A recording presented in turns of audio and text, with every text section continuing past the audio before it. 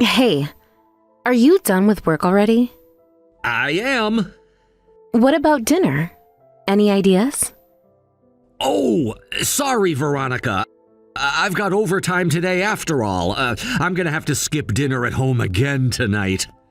Oh, I see. Is work that busy lately? It seems like your overtime has been increasing recently, hasn't it? Yeah, it's the busy season, so there's really no way around it, you know? By the way, where's Kevin? Has he gone to bed already? No, he's still up. He's getting sleepy, though. He was trying to stay awake because he wanted to talk to his dad tonight. He was really putting in an effort for it. Oh, I'm getting home late, so go ahead and put him to bed. No need to keep him waiting up. Yeah, I'll do that. But this weekend you're off work, right? Yeah, just a regular weekend off, thankfully. But actually, on Saturday, I've got plans to go golfing with some of the new guys from work. So I'll only be free to spend time at home on Sunday. What? Golf? But didn't we say we go out on Saturday to pick up a birthday present for Kevin? Don't tell me you forgot about that plan.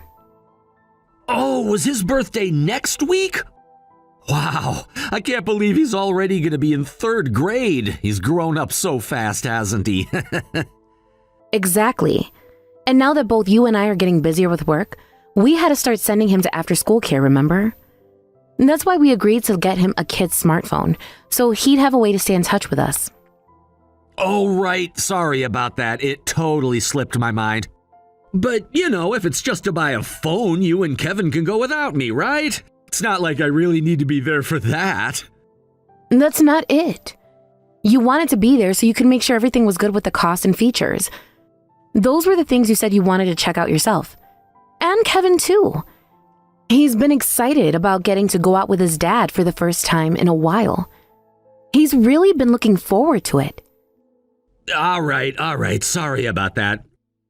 Let's think this through. How about I take Kevin out on Sunday instead? That way you'll have time to get everything set up for his birthday while we're out. Jeff, don't just change the subject to make it more convenient for you. This is one of those bad habits of yours. Just let it go, will ya? Anyway, about Sunday, if you're busy setting up for the birthday, we can hang out outside for a while, right? Yeah, that works. I'll be busy cooking and decorating the place, so if you could keep him entertained while I get everything ready, that'd be great. Got it. Are we just sticking with the smartphone for his present, or should I get something extra? If there's anything else you think he might like, I could pick it up. The smartphone should be enough, really. He's been wanting one, and with the after-school program, it'll be useful too. Just make sure to take him somewhere he wants to go. I think he'll enjoy that more than just getting a lot of stuff. All right, sounds good. I'll make sure to plan something nice for Sunday. So, will you let me off the hook for Saturday then? It's a rare chance for me to unwind, you know? All right, I understand. But I'm not that knowledgeable about smartphones myself, so if there's anything I'm unsure about, can I ask for your help? Of course, just call me if you need anything. Anyway, I'd better get back to my overtime now.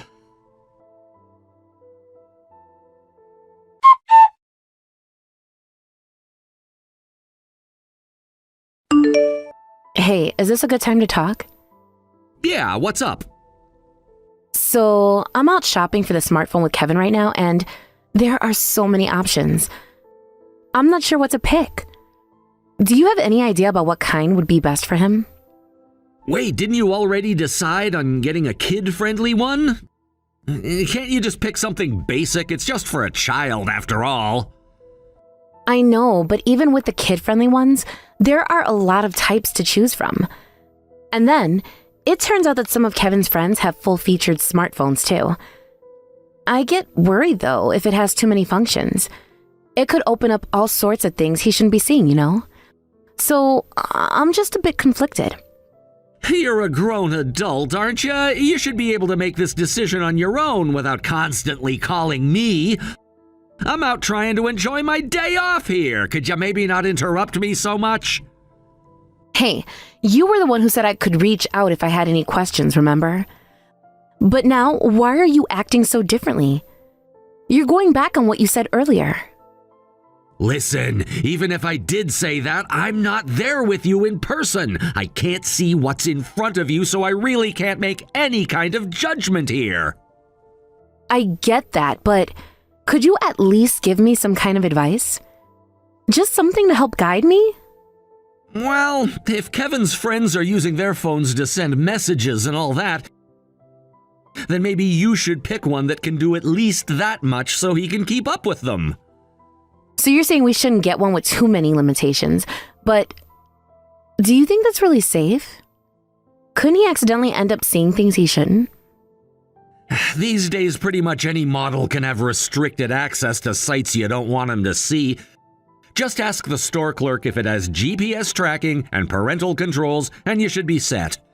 Prices for these kinds of phones don't vary that much anyway, so just pick one that has what you're looking for. All right. I'll ask the salesperson about these features. Thanks for the advice. Yeah, so are you done asking questions now? I've got people waiting on me, and I'd like to get back to what I was doing. Oh, sorry about that. But you're still planning on coming home tonight, right? Kevin was hoping he could talk with you about tomorrow. If possible, could you try to come back a bit earlier? Are you serious? I was planning on heading out for drinks after this. Can't you spend a bit of time with your son for once? Tomorrow is his birthday after all. Please, just this once. Come on, I'm already taking him out tomorrow, right? Isn't that enough? Don't go overboard with this he needs more stuff. I'm not going overboard. It's not about that. Just today and tomorrow, could you put Kevin's feelings first?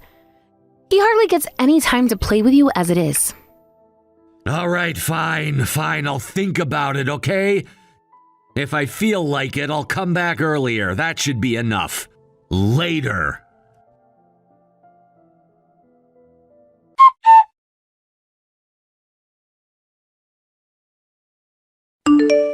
Hey, how's it going over there? Is Kevin having a good time? Yeah, he seems to be having a lot of fun. Oh, and I see you already gave him the smartphone we bought yesterday. He was so excited showing it off to me first thing this morning. Yeah, well, we did go pick it out together, and he wouldn't hear of waiting to get it until today.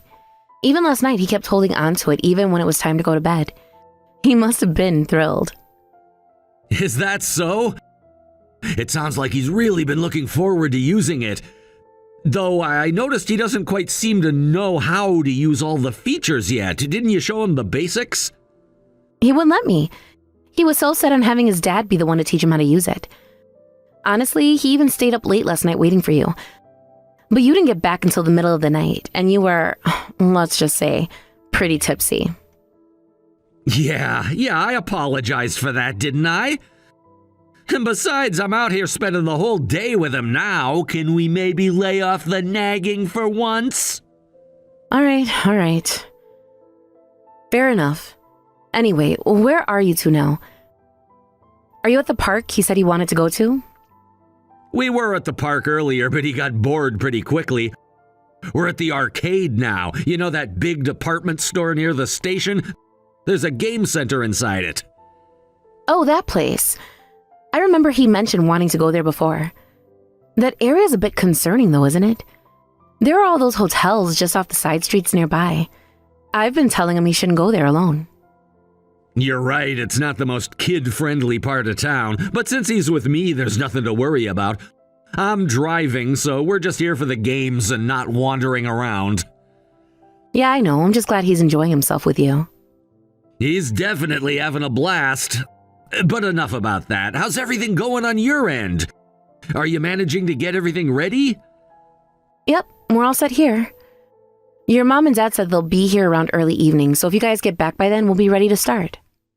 I plan to bring them back around 5, so we'll make it. In the meantime, let the old folks keep you company. Got it. Thanks for spending this time with Kevin. It really means a lot to him.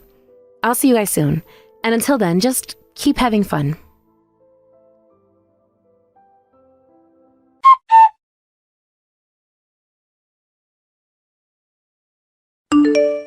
Jeff, where are you right now? And where's Kevin? I need to know what's going on.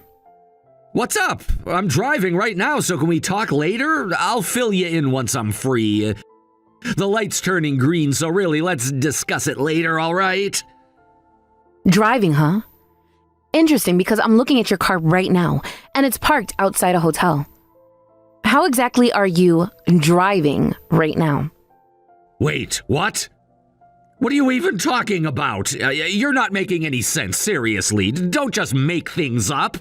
You're imagining things, Veronica. Oh, believe me, I'm not making things up, Jeff. You've been sitting there for quite a while, haven't you? It's been close to an hour, right? Or am I wrong? Ridiculous! You don't know what you're talking about. How would you even know? You're at home, aren't you? So there's no way you could know where I am, so please just drop it. I know because I've been watching you. I can see exactly where you've been this whole time, actually. What do you mean, watching? Watching from where? What does that even mean? Through the GPS. I've had my eye on it the entire time. You haven't moved an inch in the last hour. You've been parked at that hotel for quite some time. So, Jeff, tell me, what are you doing at a hotel at this hour? GPS? You're using GPS to track me? Are you kidding me right now?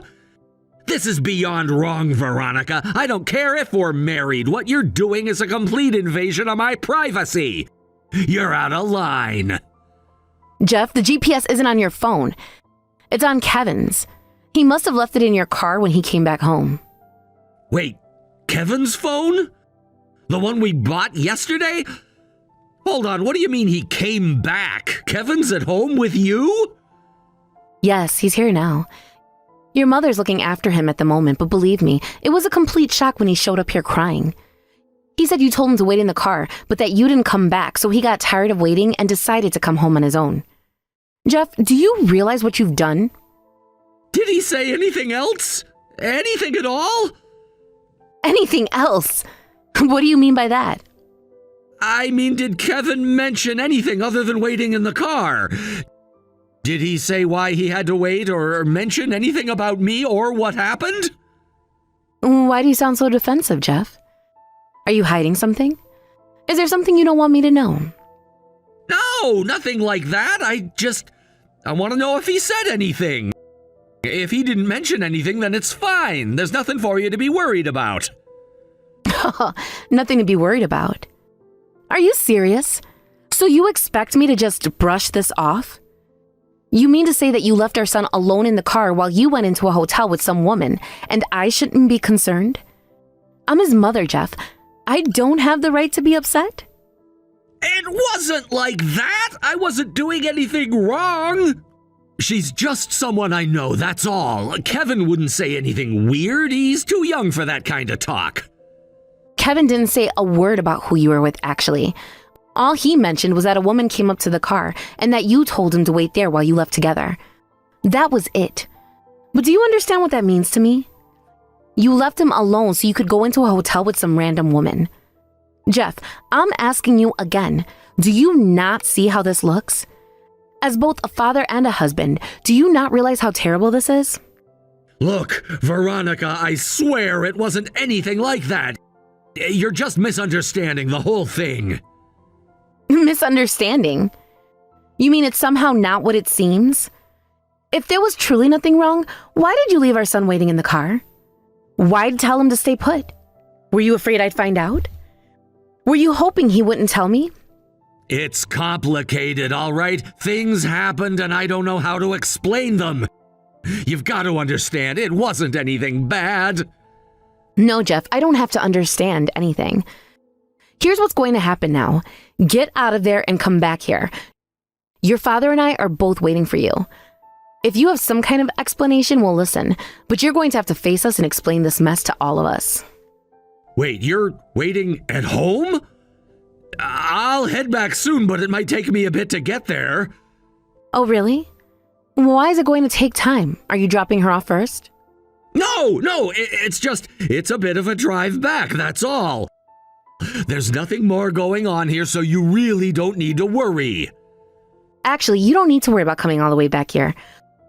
We're in your car right now, so you don't need to drive home. Wait, what? You're in my car? Yes, so come on down and join us. Oh, and by the way, don't try to send her off first or anything. It's too late for that. She already left something behind in the car, a set of house keys. So if she wants them back, she'll have to come down too. This is insane! You can't just ambush me like this, Veronica! You think this is insane? I think the person who's really causing the trouble here is you, Jeff. So cut the excuses and come down. If you've got nothing to hide, then why hesitate? If there's nothing going on, you shouldn't have a problem coming out to explain, right? Fine, I'll come down. But Veronica, please, can we talk about this calmly? I'm telling you, it's not what it looks like. Oh, don't worry, we'll talk. And you better be prepared for this conversation. I hope you're ready to explain yourself thoroughly, because you're going to answer for this. I want you to realize just how deeply you've hurt me and Kevin by doing this. You took what was supposed to be a special day for our son and destroyed it.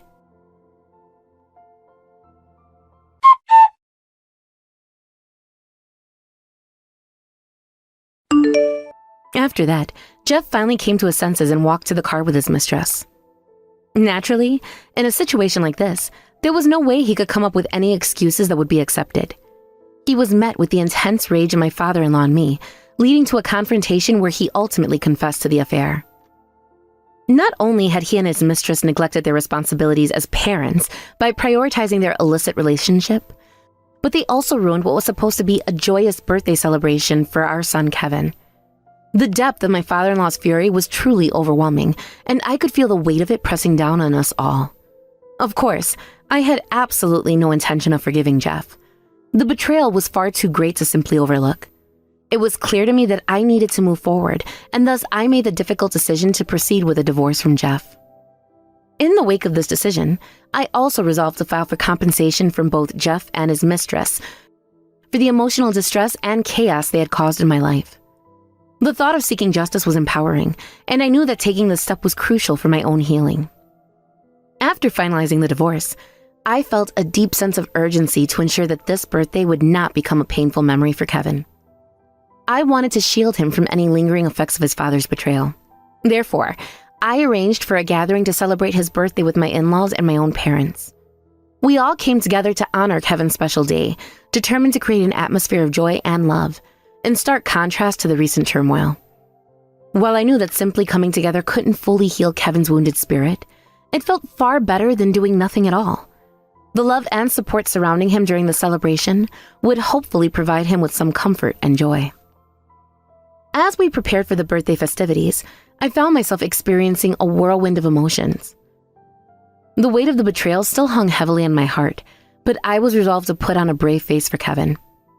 His happiness meant everything to me, and I was determined to give him a day filled with joy. As we decorated the house with balloons, streamers, and colorful decorations, I tried to push aside my own feelings of hurt. I wanted this day to be all about Kevin and to help him forget, even if just for a moment, about the chaos that had invaded our lives. On the day of the celebration, my parents arrived first, bringing with them a beautifully decorated cake adorned with colorful icing and candles. The sight of it made Kevin's eyes light up, and for a brief moment, I felt a sense of relief wash over me. Seeing his smile was worth all the effort, and I knew that this was a significant moment for him. The arrival of my in-laws, however, was a bit more complicated. Although we all had the same goal, to ensure that Kevin felt loved and celebrated, there was an unspoken tension in the air. I could see it in my father-in-law's expression. He was still processing his anger towards Jeff, and rightfully so. Yet, we managed to put our differences aside for the sake of the celebration. As we gathered around to sing happy birthday to Kevin, I felt a swell of emotions. I was filled with pride for my son and immensely grateful for the support of my family, even as I reflected on the painful situation that had unfolded just days before. When Kevin blew out the candles, his face beamed with pure joy, and I couldn't help but feel a rush of happiness. It was a moment I wanted to hold on to, a fleeting glimpse of innocence and happiness that reminded me why we were there. We shared stories, laughter, and even a few tears as we reminisced about happy memories. I wanted to create an environment where Kevin could feel cherished and adored. Despite everything that had happened, it was essential for him to know that he was not alone, he was surrounded by family who cared deeply for him. As the day progressed, I realized how crucial it was for Kevin to have these moments of joy. I wanted to protect him from the shadows of our recent past and ensure that he could build a future filled with happiness and love. After we finished the cake, we played games and enjoyed each other's company, letting the laughter echo through the house. Kevin seemed to forget, even if just for a moment, about the turmoil surrounding his family. I noticed that my father-in-law's demeanor began to soften. I could sense that he was starting to reconcile his anger towards Jeff, at least temporarily. This was a victory in itself. I could see the love he had for his grandson shining through the cracks of his frustration. Later, as I watched Kevin unwrap his gifts, I felt a bittersweet ache in my heart. Each present was a symbol of the love and support that surrounded him, but it also served as a reminder of what was lost, what could have been a normal birthday celebration without the cloud of betrayal hanging over us. In that moment, I made a silent vow to myself. I would not allow the past to define Kevin's future. I was committed to ensuring that he had a bright future filled with happy memories. As the party came to an end, I gathered everyone for a group photo, hoping to capture this moment of happiness amidst the chaos. We all smiled, and in that snapshot, I saw the strength of family bonds overcoming the recent turmoil. I wanted Kevin to look back on this day and see the love that surrounded him, despite the difficulties we were facing. I hoped that as Kevin grew older, he would remember this day not for the pain surrounding his parents' divorce, but for the overwhelming love of his family that enveloped him. It was a small victory, but one I had cherished deeply. I understood that the journey ahead would be challenging, but for Kevin's sake, I was ready to face it all head-on. I wanted to create a legacy of love and resilience for him. In the years to come, I hoped that I could erase the negative memories of his past and replace them with joy and warmth. As I tucked Kevin into bed that night, I promised him that no matter what happened with Jeff, he would always have a loving family around him. Together, we would navigate the challenges and celebrate the victories, always remembering to cherish the moments that truly mattered. And as I turned off the light, I felt a renewed sense of hope. I knew that I had the strength to turn the situation around, not just for me, but for Kevin as well. With every passing birthday, I was determined to create a new chapter in our lives, one filled with happiness and love that would eventually overshadow the darkness we had faced. As I reflected on the day's events, I felt a sense of peace settling in my heart. I knew that it would take time to heal, but I was confident that we would emerge stronger together. In the days that followed, I would continue to focus on building positive memories with Kevin, ensuring that his childhood would be filled with love, laughter, and the knowledge that he was cherished beyond measure. The road ahead might be tough, but with every birthday we celebrated together, I knew we would be crafting a beautiful tapestry of love and resilience that would ultimately triumph over the challenges we had faced. Sage, thank you so much for today. I'm sorry my parents asked about things like your income and all those other personal questions. It must have felt pretty uncomfortable, right? They did ask some pretty probing questions. I'll admit I was a bit surprised. But don't worry, I was already prepared, thanks to what you told me in advance. I'm so embarrassed. My parents only care about things like money or education. They only focus on those things. But hey, they approved of our marriage, and that's something to be happy about, right? I hate to say it, but I feel like they probably only gave their approval because of your job at a well-known company. My parents seemed so pleased, like they think I'm some lucky girl who's landed the jackpot with you. Well, at least with that approval, you'll be able to get away from living with them, right? I hope so. I've tried to break away from them before, but somehow they always manage to pull me back in. This time, I know it's gonna work. I'll be here for you no matter what, and I'm gonna make sure you're never in a situation like that again. I promise. I'll protect you. But I worry. Once I tell them I won't be sending any money to them after we get married, I'm sure they'll be furious. They'll probably say terrible things to you, and they might even contact your family to complain. It could get really messy. My parents are pretty capable of handling any issues that come our way, and they've already told me they'll support us. You've given so much of your hard-earned money and so much of your life to your family. It's time for you to have the freedom you deserve. You should never feel guilty about that. Thank you. Really. I think if I hadn't met you, I would have been used by them for the rest of my life. I was just a tool for earning money to them, while my little sister was always the real child in their eyes.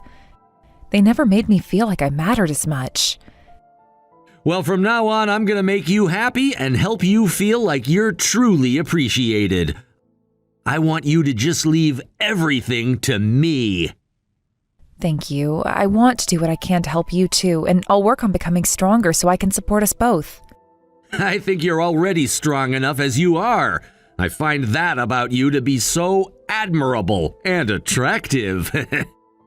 Anyway, we've gotten through introducing me to your family and your parents' questioning. So let's take a moment to just feel relieved about that. You're right. And next week, we'll go looking for a place to live together. There are so many exciting things coming up for us. Oh, by the way, I already found a few possible places for us to consider. You've already been looking? I can't help it. I'm really looking forward to it. I'll message you the ones I found so you can take a look. That sounds great. I'll look through the listings too and see if I can find any good options for us.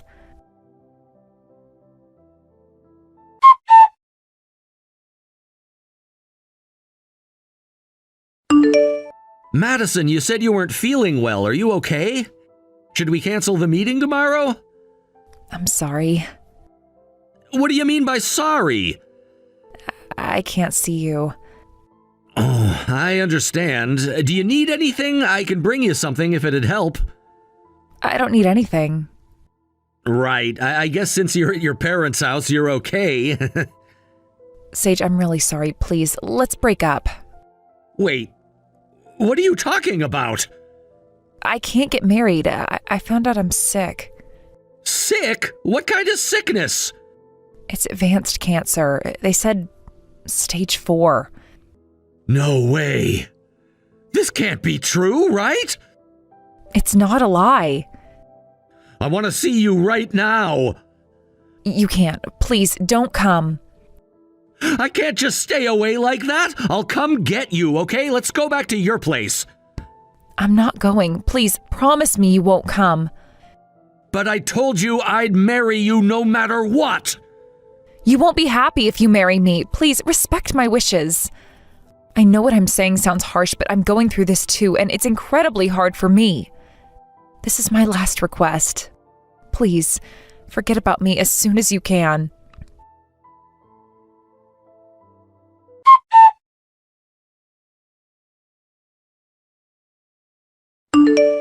Sage, good evening. This is Madison's mother, Beverly. Beverly, good evening. Actually, I was just about to come over. Madison hasn't been answering her messages, so I thought I'd come check on her in person. Sage, I'm really sorry for everything that's happened. No need to apologize. I don't think this is anyone's fault, really. Sometimes things just happen. But of course it's Madison's fault for getting cancer. She was finally blessed with someone like you, such a respectable fiancé. And yet she's ruined everything with this. That girl has always been so unfortunate. Like back when she was applying for college, she fell ill right at a crucial time. So she didn't make it into the school we were hoping for. She had to settle for some third-rate university in the end. I don't see how that has anything to do with the current situation. You're such a kind person, Sage. The truth is, though, we always felt it would be a shame for someone like you to marry Madison. That's not true. Madison is a wonderful person, and I honestly feel like it's more that she's too good for me. Oh, you don't have to say that. Anyway, hear me out. How would you feel about marrying Madison's younger sister, Rachel, instead? What? I know it might come as a surprise, but this sort of thing used to happen more often in the past. If the elder sister was unable to marry for some reason, the younger sister would step in. It's really not that unusual if you think about it. But I want to marry Madison! Rachel is much more accomplished than Madison. I've been teaching her since she was young to be proficient in household skills. And she now works at a prestigious company, one that, I might add, doesn't fall short of yours in any way. Madison is, well, if you compare the two of them, she's not even close to Rachel. Madison is not inferior to anyone, and certainly not her sister. Well, that's just your opinion. But realistically, Madison doesn't have much time left, does she? And besides, didn't she already tell you she wanted to break things off? Yes, but I know that's not what she truly wants. I can tell. I don't believe she really wants to end things between us. That's a waste of time. We've already accepted that Madison has no future now. There's no point in clinging to her. Wait, what do you mean by no future and accepted it? Exactly what I said. We've accepted that she's of no value to us anymore. Did you actually abandoned her? She just found out she has terminal cancer. How could you possibly turn your back on her now? We don't need her here anymore. Keeping her around would only inconvenience us. We have no intention of taking care of her, so I think it's in your best interest to let go as well. Don't waste your valuable time on her. Instead, why don't you take the opportunity to go out with her healthy younger sister, Rachel? Madison introduced you to our family. It would be such a waste to lose that connection. I understand completely. Thank you for being honest with me. Oh, so you're actually interested then? You know, Rachel has had her eye on you since the day we first met. She told me she thought you'd make the perfect husband, and she's wanted to marry you ever since she saw you. Madison wouldn't hear of it, though. She's so stubborn, blocking her own sister's happiness. Honestly, she's brought this illness upon herself by acting so spitefully, huh? I think I've heard enough. I'll honor Madison's wishes. I'm ending things between us. Oh, that's wonderful. Oh, you're such an understanding person, Sage. It's refreshing to see someone so sensible, and it's no wonder you're so successful. Rachel will be delighted to hear the news. Thank you for being so willing to listen, and I look forward to building a close bond between you and our family through Rachel.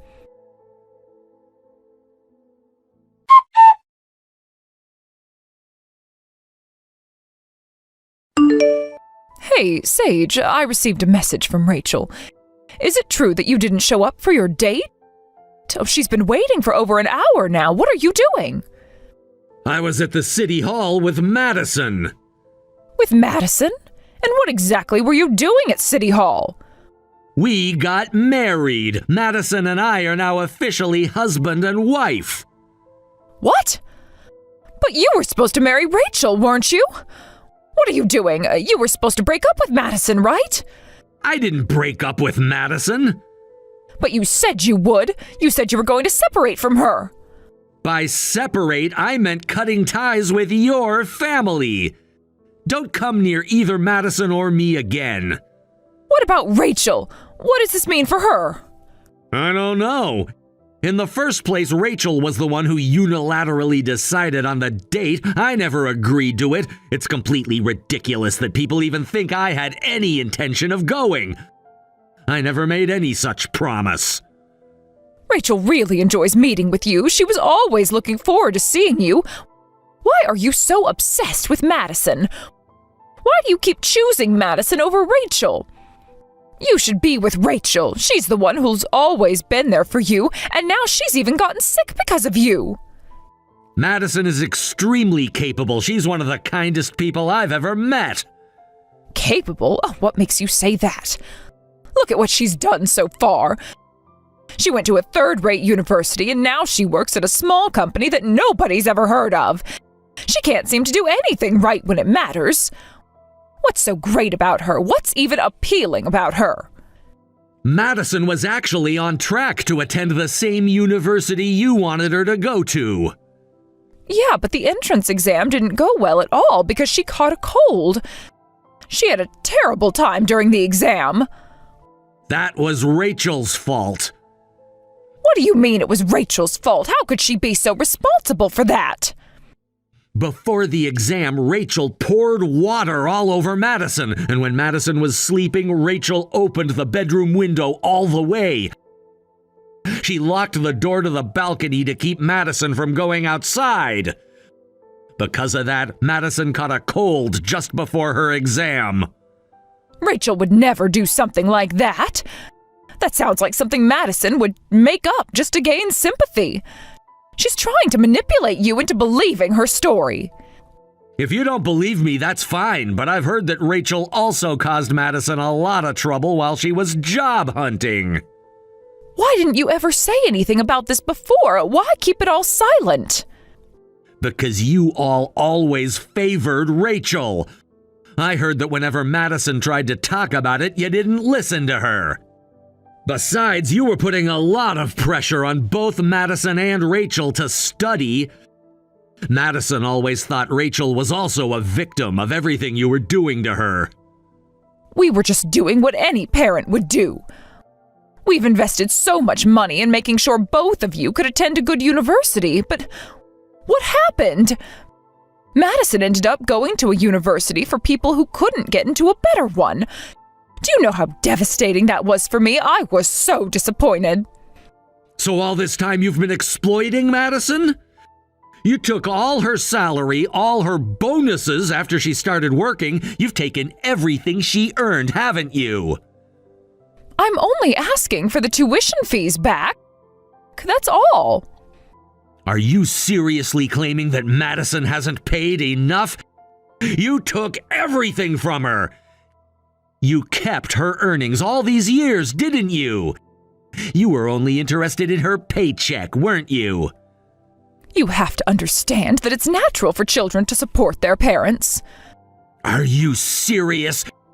You're saying all this, yet you don't care about Madison in the slightest. How can you be so heartless? You don't care about her at all. She's just a child. I don't care about her at all. I don't think I've received anything close to a proper repayment for raising her. But once she's gone, maybe she'll finally be of some use to me. Maybe I'll even get some of that life insurance money. That'll give her life some meaning, I suppose. Oh, by the way, I'm changing the beneficiary of Madison's life insurance policy. What? You can't be serious. I am serious. I'm now her family, so Madison's family is no longer just you. I have a right to change that beneficiary.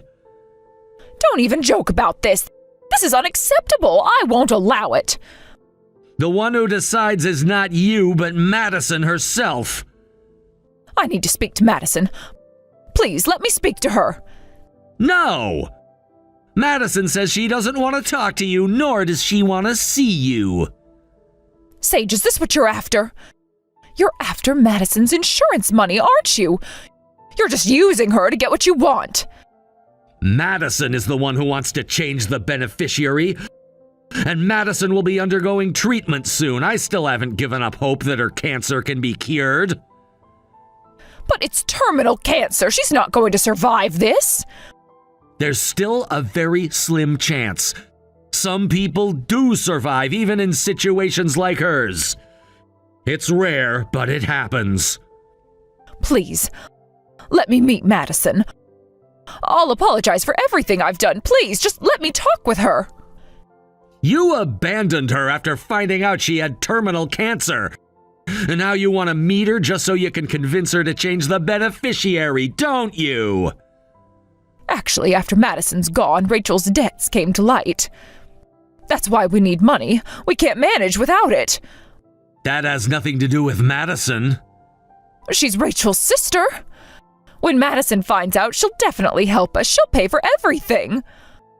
I just asked her, and she said she won't give you anything. That's impossible. She's always done everything for the family. She would never turn her back on us. You're the ones who abandoned her first. What right do you have to say anything now? You don't have a say in her life anymore. Madison's life is her own, and you have no right to take it away from her. I gave birth to Madison. She's my daughter. I have the right to be involved in her life. You think that gives you the right to ruin her life? You've lost that right. Give it up. Madison and I have no more relations with you. Please give Madison back. I'll accept your marriage now, and from now on, I'll treat her properly. I'll make sure to care for her the way she deserves. It's pointless. We don't have time for this anymore. You two are the ones who are worthless. I never want to deal with selfish, ignorant people like you again.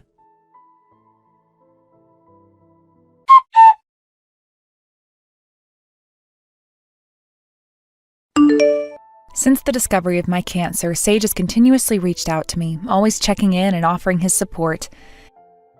However, after being kicked out of my family, I believed there was nothing left for me to do. I found myself wandering alone, revisiting the places Sage and I had once visited together on our dates, trying to make sense of the situation. I thought maybe it would help, maybe seeing these places would bring some sense of comfort, or at least help me understand how my life had come to this point. Then out of nowhere, Sage appeared. It felt like a dream. For a moment I was frozen, unable to move or respond, unsure if my eyes were deceiving me. Was it really him? Had I imagined it? But as he came closer, it became undeniable. Sage was standing right there in front of me.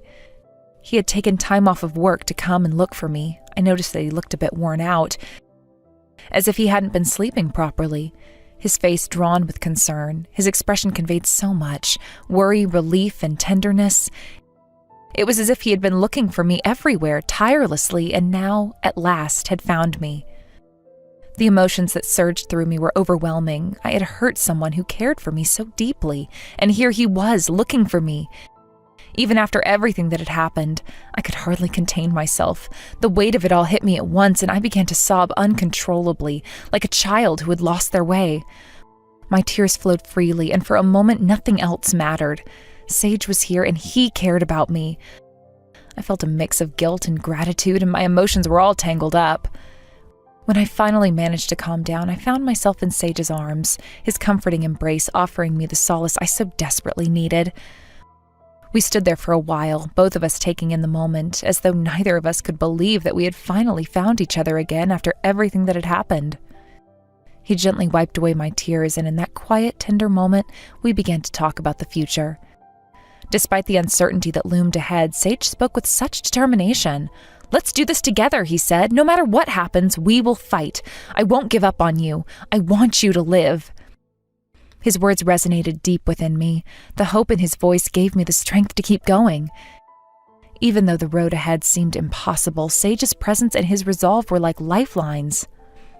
I nodded at his words, my heart filled with both fear and determination. I made a promise to myself and to Sage that I would face whatever came next, no matter how difficult. I had made the decision to live, to keep fighting, not just for myself, but for Sage too. I wasn't going to let him down. Soon after that, Sage and I got married. It was a small, quiet ceremony, just the two of us. But in that moment, it felt like everything had fallen into place. We didn't have much, but we had each other, and that was enough for me. I moved in with him, and we started our life together, with the understanding that the journey ahead would be full of challenges, but also filled with love and support. As for my family, I heard that after I left, they had begun scrambling to pay off Rachel's debts. My income had been a major source of support for them, and with me out of the picture, they were struggling. Now it seems they were relying on Rachel's salary to make ends meet. I can only imagine how difficult it must have been for them to adjust to living without the money they were accustomed to. The idea of lowering their standard of living after years of indulging in whatever they wanted must have been an unimaginable task. They had always lived beyond their means, and now the reality of having to scale back was hitting them hard. I'm sure it wouldn't be easy, and I suspected they would face a lot of financial difficulties in the coming months. Rachel, too, would likely suffer the same fate I had. The tension in our family would weigh heavily on her, just as it had on me. I could only imagine how much she would struggle with the pressure of dealing with both of my parents' expectations and the burden of their debts. I had been in that same position, and I knew how suffocating it could feel. But honestly, it was no longer my problem. I had made my peace with it. Whatever happened to them, however they chose to deal with their struggles, it didn't concern me anymore. I had my own battles to fight now. A few days ago, I underwent my first surgery. It was a major step, but I knew that there was still a long road ahead.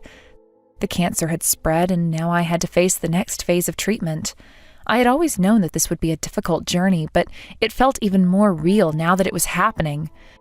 The doctors had warned me that the path to recovery would be long and uncertain, but I was determined to face it head on. The future was unclear, and there were no guarantees. But I knew one thing for sure. I wasn't going to give up, not with Sage by my side. I still had a long way to go before I could consider myself fully healed. The doctors were doing everything they could, but there was no way to predict what the future held. It felt like I was standing on the edge of a precipice, unsure of what would happen next. But despite the uncertainty, I found solace in the fact that Sage was there with me. He was my rock, my anchor in the storm. With him by my side, I knew I could face anything. My family might look at me now and see nothing but a shell of the person I used to be, someone ravaged by illness. They might even feel pity, thinking I was nothing more than a tragic figure, but I didn't feel that way, not anymore. I was alive, I was fighting, and I was happy. Sage had given me a chance to live again, and that was something no one could take away from me. I wasn't sure how much longer I had, but for as long as I could, I would continue to fight. I was determined to make the most of the time I had left, to cherish every moment with Sage, and to hold on to the love and joy that he had brought into my life. I wasn't going to let this illness define me. I wasn't going to let it take away my happiness. I would fight for Sage, for myself, and for the future we still had ahead of us. Recently, I finished my first surgery, and I'm now entering the stage of treating the cancer that has spread. It's still a long road ahead before I can even think of a complete recovery, and honestly, I have no idea what the outcome will be. The doctors have been clear that this type of cancer can be unpredictable, and the journey is likely to be filled with many obstacles. There's always the possibility of setbacks, and I have to stay strong and prepared for whatever happens. But despite the uncertainty, there is something that I know for sure. There is someone beside me who will never leave, who will always be there to support me no matter how hard things get. That person is Sage. Sage has been with me through so much already, and I can't even begin to express just how much his presence means to me. He is without a doubt the most important person in my life. I don't think I would have had the strength to face what's happening without him. When I was at my lowest, thinking about everything that was lost and that there was no way forward, he was there, offering me a hand, reminding me that I wasn't alone in this. He's been my rock, my support, my encouragement, and most importantly, he's given me a reason to keep fighting when I felt like giving up. It's strange, really. I never imagined that my life would take such a drastic turn. When I first found out about the cancer, I thought I was going to lose everything. I thought that all my hopes and dreams were slipping away, and that there was nothing left for me. I had visions of a bleak, lonely future, one filled with hospital rooms, treatments, and constant fear. But Sage changed that. He reminded me that even in the darkest of times, there's always light. Sometimes it's just a matter of having the right person by your side. My parents, on the other hand, don't share my perspective. They've never been the most emotionally supportive, and when I was diagnosed, I think they saw me as someone to be pitied. They might even think I'm miserable now, especially since I'm battling something so difficult. Maybe in their eyes, they think I'm just a burden now, something to be avoided or to be seen with sadness. And I won't lie, their lack of support has hurt me deeply. I always thought that family would be there for you in times like these, but instead, they've distanced themselves from me, almost as if they can't bear to look at me in this state.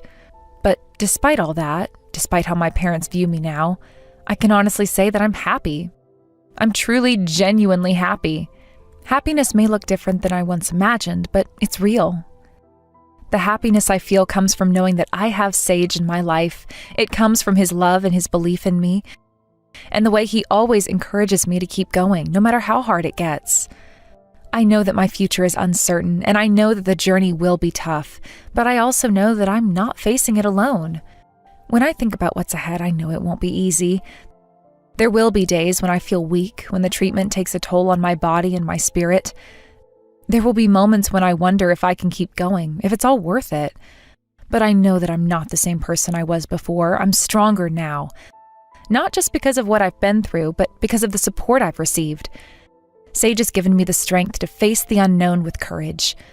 One of my biggest fears throughout all of this has been the thought of losing Sage.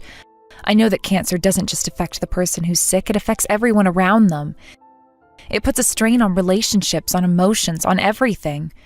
But Sage has proven time and time again that he's not going anywhere. He's stuck by me even when it would have been easier to walk away, even when I felt like I was too much to handle. And for that, I am eternally grateful. I can't explain how much it means to me to have him with me, not just physically, but emotionally as well. He listens to me, comforts me, and always reassures me that everything will be okay. I know it's not easy for him either. He's making sacrifices, putting his life on hold, and doing everything he can to help me through this. There are days when I feel like I'm just dragging him down, but he always tells me that he's not going anywhere and that he's not leaving my side no matter what. The road ahead is long, and I don't know where it will lead. There's still so much that's uncertain, so much that's beyond my control. But one thing I do know is that I'm not giving up, not while I have Sage by my side. Not while I still have a chance to fight. I will keep going for as long as I can, and I will do everything in my power to beat this. For Sage, for myself, and for the future that I still believe is possible. Even if it's just a small possibility, even if the chances are slim, I'm not going to let go of the hope that things can get better. I won't let cancer define me. I won't let it take away my will to live. And every day, no matter how hard it gets, I will fight. I will fight for the life I still want to live, for the love I still want to give, and for the future that I still hope to have. I will fight because I believe in myself. I believe in Sage. Together, we can face anything. Long time no see, Helen. It's been a year and a half. What do you want, David? If you're here to ask me to lower the child support you owe, I won't budge a penny. I've never missed a payment, have I? Even when you left without warning? Just get to the point. I'm busy. No, that's not why I contacted you. Then what do you want from your ex-wife? It's about Lucy. Something's bothering me. What about Lucy? I actually ran into her today. What? Where? Lucy had her career day field trip today, didn't she? Oh, was that today? Was that today? You didn't even know? I happened to be at the company where Lucy was doing her career shadowing. We ran into each other there. What a coincidence. You didn't even sign her permission slip, did you? Her teacher had to sign it. I was working late. She's old enough to handle these things. She's 11, Helen. These are parent responsibilities. Don't lecture me about responsibilities. You're not her guardian anymore. I was surprised too. Wasn't expecting to see my daughter there. Since it was a school event, I was just going to say hello and leave. As you should. I never agreed to any visitation. You never even responded to my visitation requests. I sent them every month. Because they were unnecessary. She's fine with me. But Lucy seemed off, and it worried me. She clung to me and cried, saying she wanted to live with Dad. Is something happening at home? Nothing at all. She just got emotional seeing her father after so long. She was wearing the same uniform from last year. It's too small now. Stop nitpicking. Clothes are expensive. But she said she doesn't want to live with Mom anymore. It's just her preteen attitude. Lately, Lucy's been nothing but rebellious. She can't even do basic housework. She's just a waste of money. What kind of housework are you making her do? Just normal things. Cooking, cleaning, laundry. She's still a child. You can't expect perfect housework. You should be grateful she helps at all. We're a single-parent household. The kid needs to help with chores for us to survive. Is that why her hands were covered in burns from cooking? She's clumsy. That's her own fault. That didn't seem like rebellion to me. She looked traumatized. Are you mistreating her? So you think I'm abusing my child? She flinched when a student raised their hand. That's not normal behavior. You're reading too much into things. It's not normal for a 5th grader to break down like that, especially the moment she sees me. I am fulfilling my duties as a mother. You have no right to criticize when you're not even involved in parenting. Not involved. I've sent birthday gifts every year. You return them unopened. She doesn't need your gifts. She has everything she needs. I want to be involved, but I can't, can I? A year and a half ago, you suddenly took our daughter and left. Well, you were the kind of husband whose wife would leave him. You never even explained why, just left a note and disappeared with Lucy. I don't owe you explanations. I send you child support every month. Are you actually using it for Lucy? I'm starting to worry. Are you suggesting I divorced you for the child support? Lucy's shoes are falling apart. Where's the money going, Helen? How I manage our finances is none of your business. That's not what I meant, but Lucy didn't look happy at all. As her father, of course I'm concerned. Let me see her more often. So you can brainwash her? Brainwash? What are you talking about? You want to convince her that Dad is better than Mom, don't you? I would never do that. You always tried to be the fun parent, even when we were married. This isn't about us. It's about Lucy's well-being. I am working hard to raise her too. Sometimes I have to scold her, but you get to be the fun parent because you're not around all the time. Must be nice. Define scolding, because Lucy mentioned going without dinner when she makes mistakes. She needs to learn consequences. Sure, kids might find their parents annoying when they get scolded, but Lucy today wasn't acting like a kid annoyed by parental lectures. She looked like she was desperate to escape something. There was real pain in her eyes. You saw her for what, 5 minutes? Now you're an expert? I know my daughter. Something's very wrong. Stop acting like you know everything. Parents suffer too. Stay out of this. You're an outsider now. I'm gonna keep investigating this, Helen. Count on it. Do what you want, but remember, I have full custody. For now.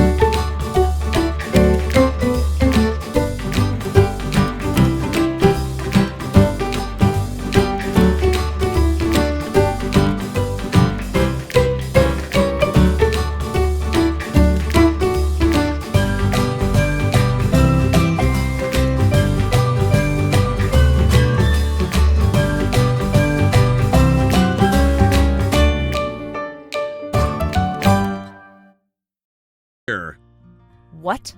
As you said, Lucy will be living with me from today. He's there? No, that's impossible. Want me to put him on the phone? Stop lying. It's true. That's impossible. Why are you so sure? He can't be there with Lucy. Is that because you never told your fiancé about having a daughter? How did he really come there? That's what I've been telling you. How does he know? What's going on? Your fiancé went to your apartment today on an errand. What? I didn't know about this. He was just dropping off something you forgot, so he didn't make an appointment. He was about to leave it on the doorknob when Lucy came out. He was quite shocked to see a child there.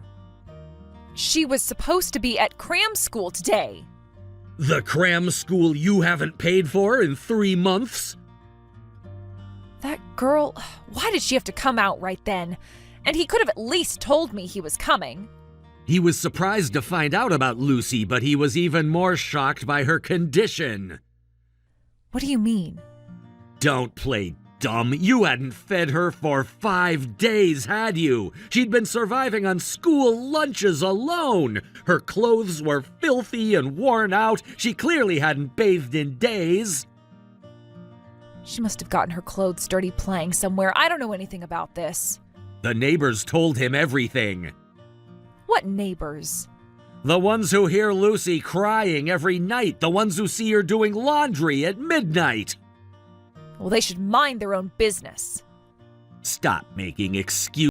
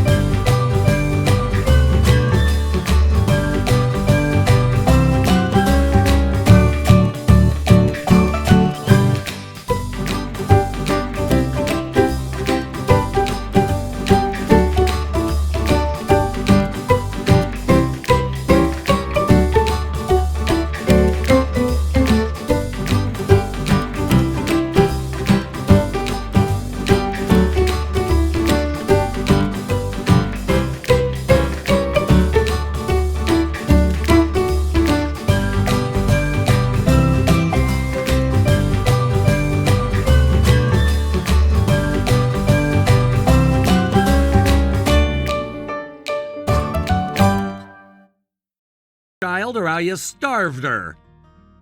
What did you say? Who would want to marry someone who mistreats their child? No one wants someone as twisted as you. You don't understand. I had plans. Plans to deceive him forever? I am not twisted. Don't mock me.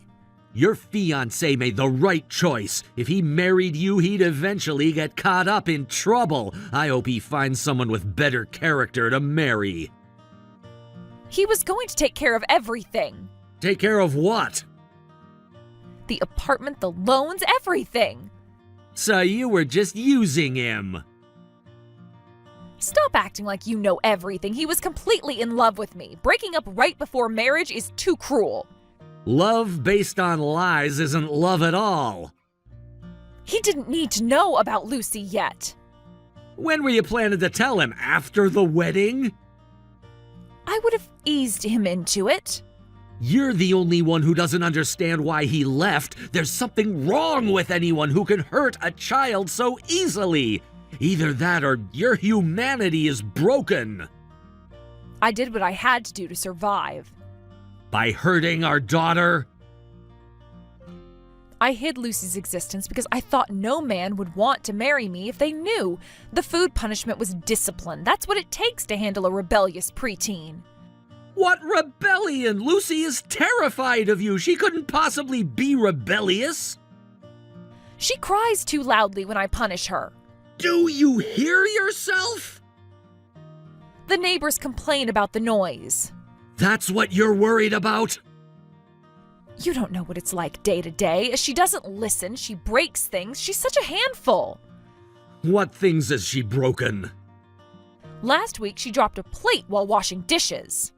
And you punished her for that? Actions have consequences.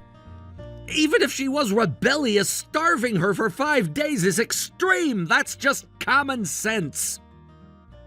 She had school lunch, so it was fine. Discipline is important. You don't understand how hard parenting is. That's why you can say such naive things. The school nurse reported her weight loss. It's not weight. She's just growing and losing her baby fat. I doubt many people would agree with your logic. Keep making these crazy arguments. Either way, your fiancé has left you. Do you know how hard I worked to get him? And now he's breaking off the engagement? Don't be ridiculous. Not my problem. So you met him at a mixer? Must have really put on an act to win his heart. I did work hard. I researched everything he liked, changed my hair, clothes, makeup. I even learned to cook. You really did put in effort. Why did you want him so badly? For the money, obviously. He's an elite worker from a wealthy family. His looks aren't great, but that's secondary. Even researched his family background, did you? His parents own 3 properties.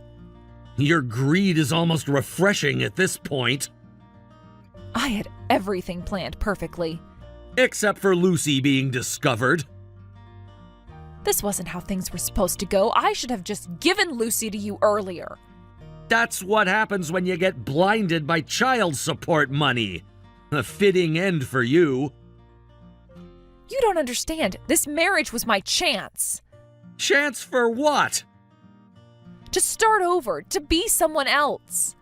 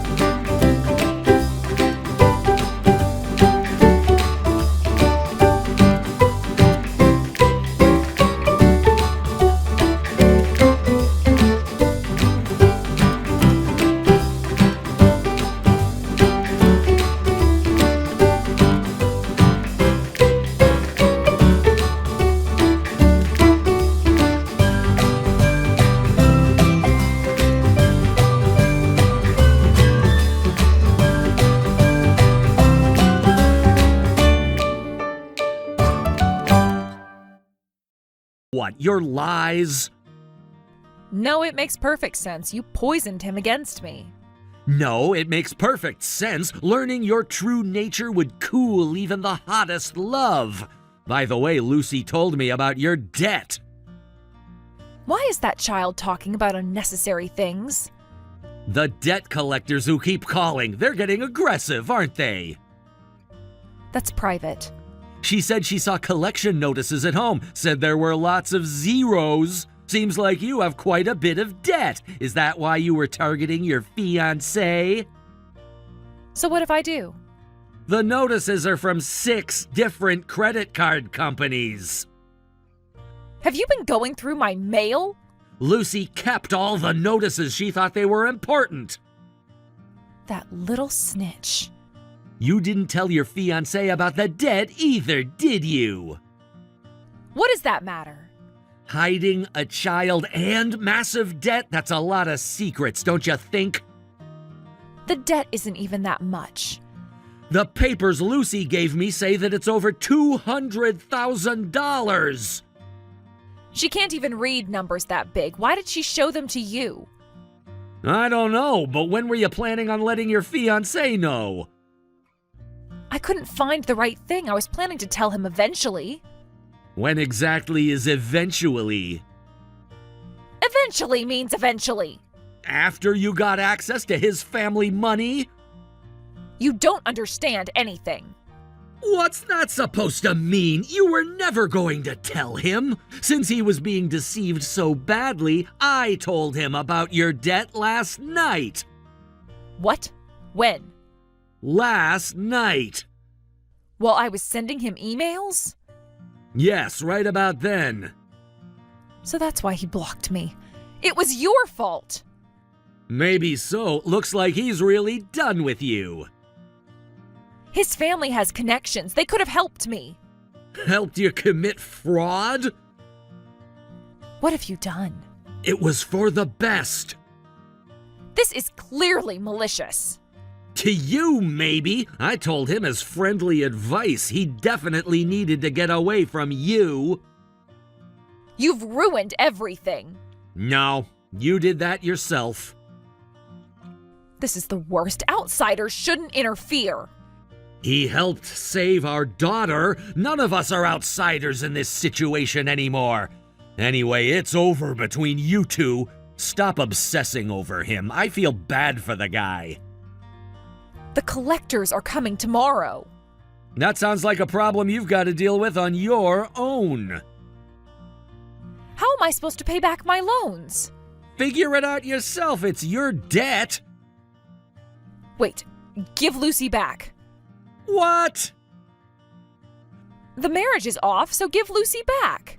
Oh, so you can get child support again? Not happening. I've already started the process to take away your parental rights.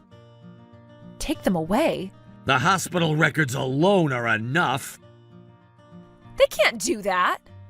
I found a good lawyer. We're gonna strip your parental rights and get a restraining order to keep you away from Lucy. Don't say things like that. The lawyer says it's an easy case. She's my daughter, too. You're the one who's been doing whatever you want. If you don't like it, hire a good lawyer and fight back. I can't afford a lawyer. I figured as much. Well, you're not rich either. How can you afford a lawyer? Oh, right. You wouldn't know since we haven't spoken in a year and a half. I got promoted. My salary increased significantly.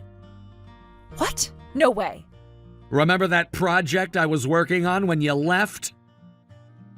The one you were always staying late for? It succeeded. Got me fast-tracked to management. Now I can give Lucy a comfortable life. She can eat whatever she wants, and I can even take her on international trips. I can give her the life she really deserves. Your salary changed that much? The promotion came with stock options, too. You never mentioned this before. You never asked. You were too busy planning your scam marriage. I would have stayed if I'd known.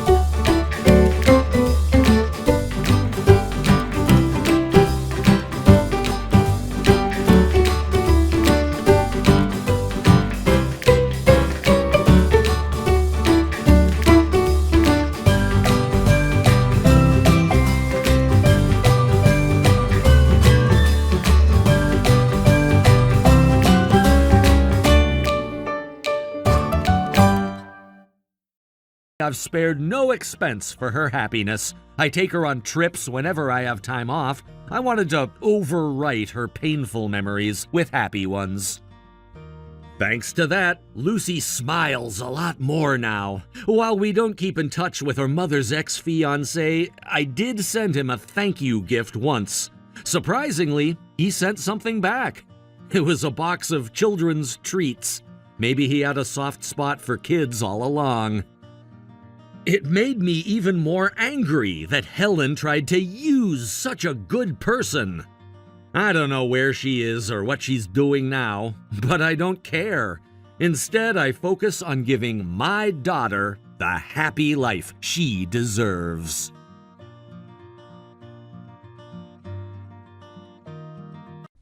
Martin, can you please explain what happened this morning properly? It's lunchtime now, isn't it? Huh? Just like I said this morning, you know Rachel, right? My friend from back home? We've known each other since we were kids. Yeah, I know her. We hung out a couple of times after you got married. We exchanged contact info too, remember? Oh, you exchanged contact info. Yeah, we texted the last time we hung out, but we haven't spoken in years. We've kind of lost touch after that. Okay, so can you just leave her alone for now? I'll take care of the communication with her. It's not about Rachel, okay? I'm asking about the kid you brought over this morning. What do you mean by looking after them for a while? What's going on with that? I'm telling you, Rachel's dealing with some stuff and can't look after her kid anymore. What kind of stuff? Are you sure you're not saying anything you shouldn't? Please, don't contact Rachel directly, okay? I'm not that close to her. I won't overstep, don't worry. So what's actually happening? Well, Rachel and her husband might be getting a divorce. What? Seriously?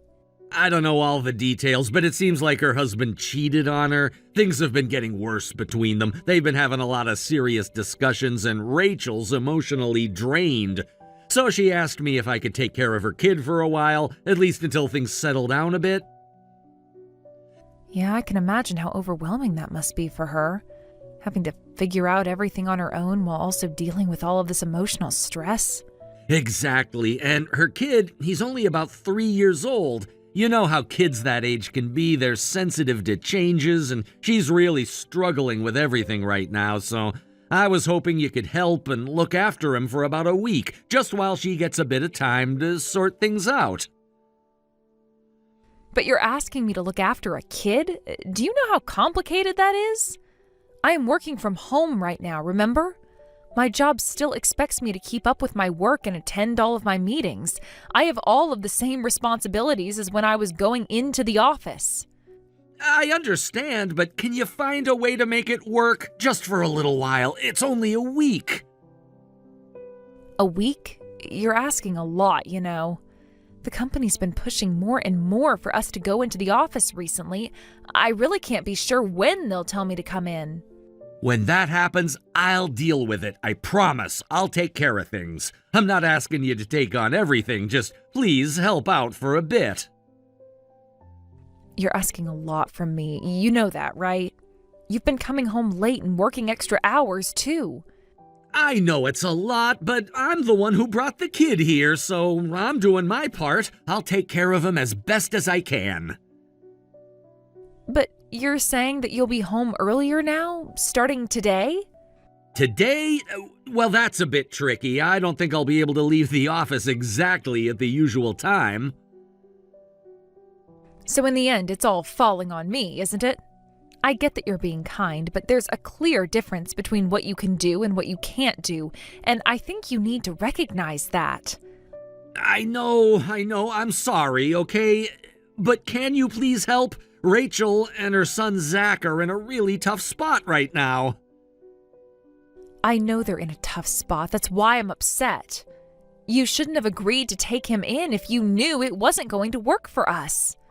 I feel bad for Zach too, but I'm still going to have to work while looking after him. Look, I believe you can handle it. You're stronger than you think. I'll do my best to get home early, and if there's anything you need, just call me. I'll be there to help out. Ugh, fine, I'll do it, but only for a week, okay? That's all I can handle. I won't be able to keep this up for any longer. I understand. Thank you. Just 1 week is enough. I really appreciate you helping out with Zach. It's not easy, but I promise we'll make it work. So, to make sure I'm clear, this is just for 1 week, right? Because I'm not committing to anything beyond that. Yes, just 1 week. After that, I'll take over and you won't have to worry about it anymore. I'm not doing this for any longer than a week. I am warning you now, so don't ask.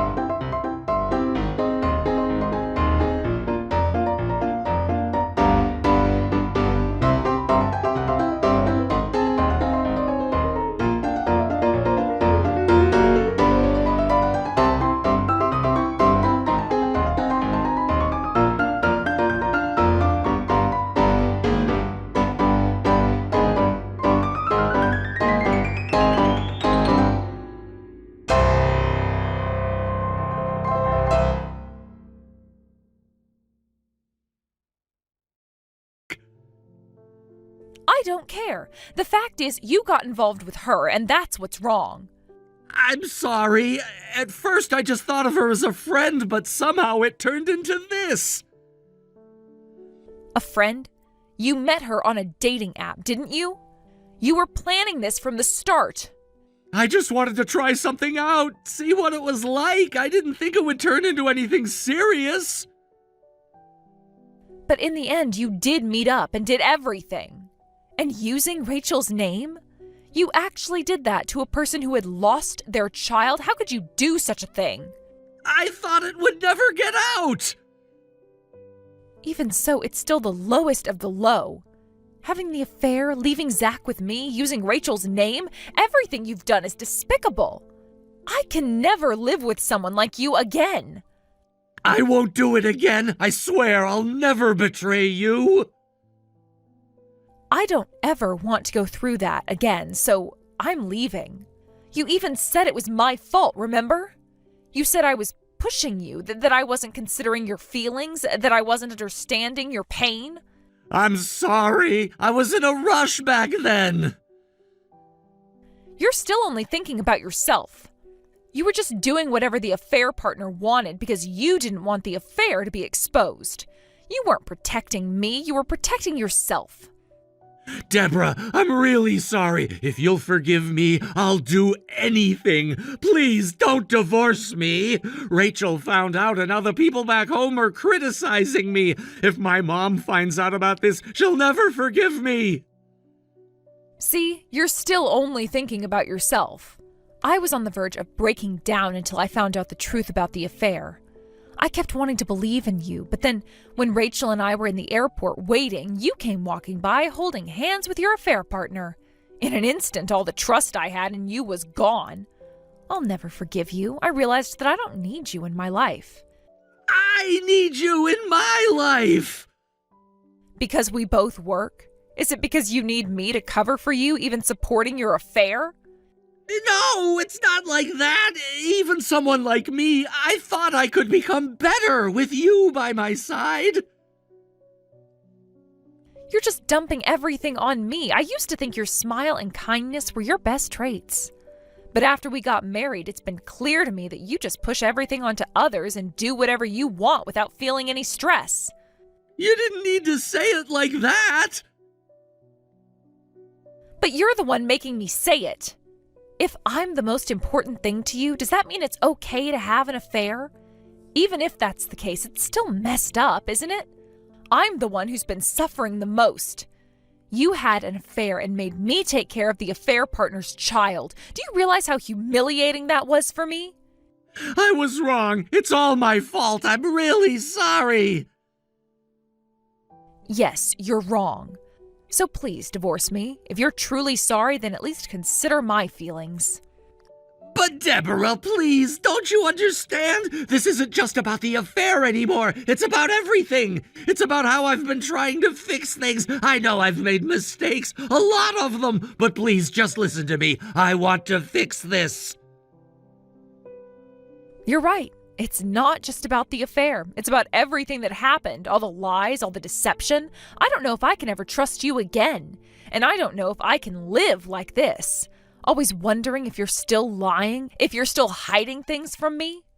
I swear I'll do whatever it takes to regain your trust. I'll prove to you that I can be the man you need me to be. Just don't leave me. You say you'll do whatever it takes, but it doesn't feel like enough. You have broken me. You've broken everything. I can't just keep pretending everything's fine. I didn't mean to break you. I never wanted to hurt you like this. If I could take everything back, I would, but I can't. All I can do now is ask for your forgiveness.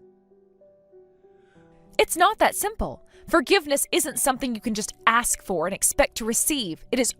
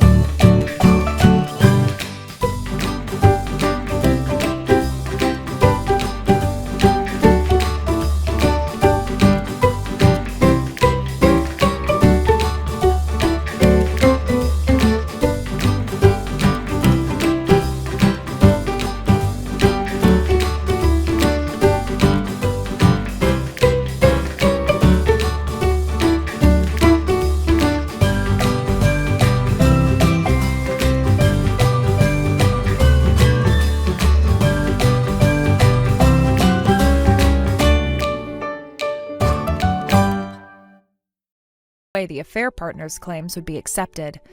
I immediately hired a lawyer and made sure to claim proper alimony from both my ex-husband and his affair partner.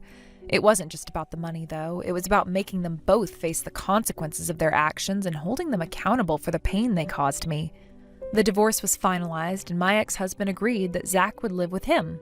I didn't have much to say in the matter, but I figured that it was probably for the best.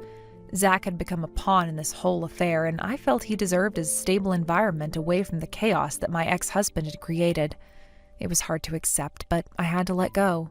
During the negotiations, the affair partner claimed they couldn't pay alimony. Of course, I didn't believe that. To make sure they couldn't get away with it, I demanded they provide their ID and contacted their family to verify their financial situation. I wasn't going to let them off easy. They needed to understand that their actions had consequences, and I wasn't backing down. I found out that the affair partner had been involved in previous affairs, and that's what led them to take on the new mom role. The situation was even worse than I thought. I later learned that the affair partner's parents contacted my ex-husband to explain the situation, and Zach's father was furious. After hearing the truth, he decided to take custody of Zach. It was a tense conversation, but at least Zach was going to live with his father now. It was a bittersweet relief, knowing that Zach was far away from the destructive environment created by my ex-husband and his affair. Despite the affair partner's actions, I knew Zach deserved to grow up in a stable, loving environment, and living with his father might be the best chance for that. I heard that Zach was actually quite happy to live with his father, which gave me some peace. At least he wasn't completely left in the dark. He had his father's attention, and that was a relief considering everything that had happened. As for my ex-husband, I've heard that he's been cut off from his family and friends. The people who used to be close to him have distanced themselves, and rightfully so. He ruined everything: his marriage, his relationships, and his own reputation. It's sad, but also well-deserved. He had it all before, but his selfishness and disregard for others had caused everything to crumble. His actions had consequences, and now he was forced to deal with them. I also heard that he's been shunned by people from his hometown. They no longer want anything to do with him. The way he treated me and the way he handled everything left him with nothing. He burned every bridge he had, and now he had to face the reality of being alone. I can't say I felt sorry for him. He brought this upon himself. A neighbor who worked at the same company as my ex-husband told me that the news of our divorce and his affair spread throughout the office. As expected, no one wanted to associate with him anymore. The facade he had built around himself came crumbling down once the truth came out. He was left without any support. It was almost poetic justice. He had built his life on lies, and now those lies had caught up with him. Now, with no one left to rely on, my ex-husband probably realized just how much he had been taking others for granted. He had lived his life in a way that was selfish, and now he had no one to support him. I couldn't help but feel a little bit of satisfaction in knowing that he had learned his lesson the hard way. He had pushed everyone away, and now he was left alone to reflect on the choices he made. As for me, I had moved on. I found a new place to live and started a new life. It wasn't easy at first, adjusting to everything, but I knew it was the right decision. I wasn't going to let him continue to control my life. I had my own future to focus on now. My work situation had changed too. I had moved from working from home to going back to the office.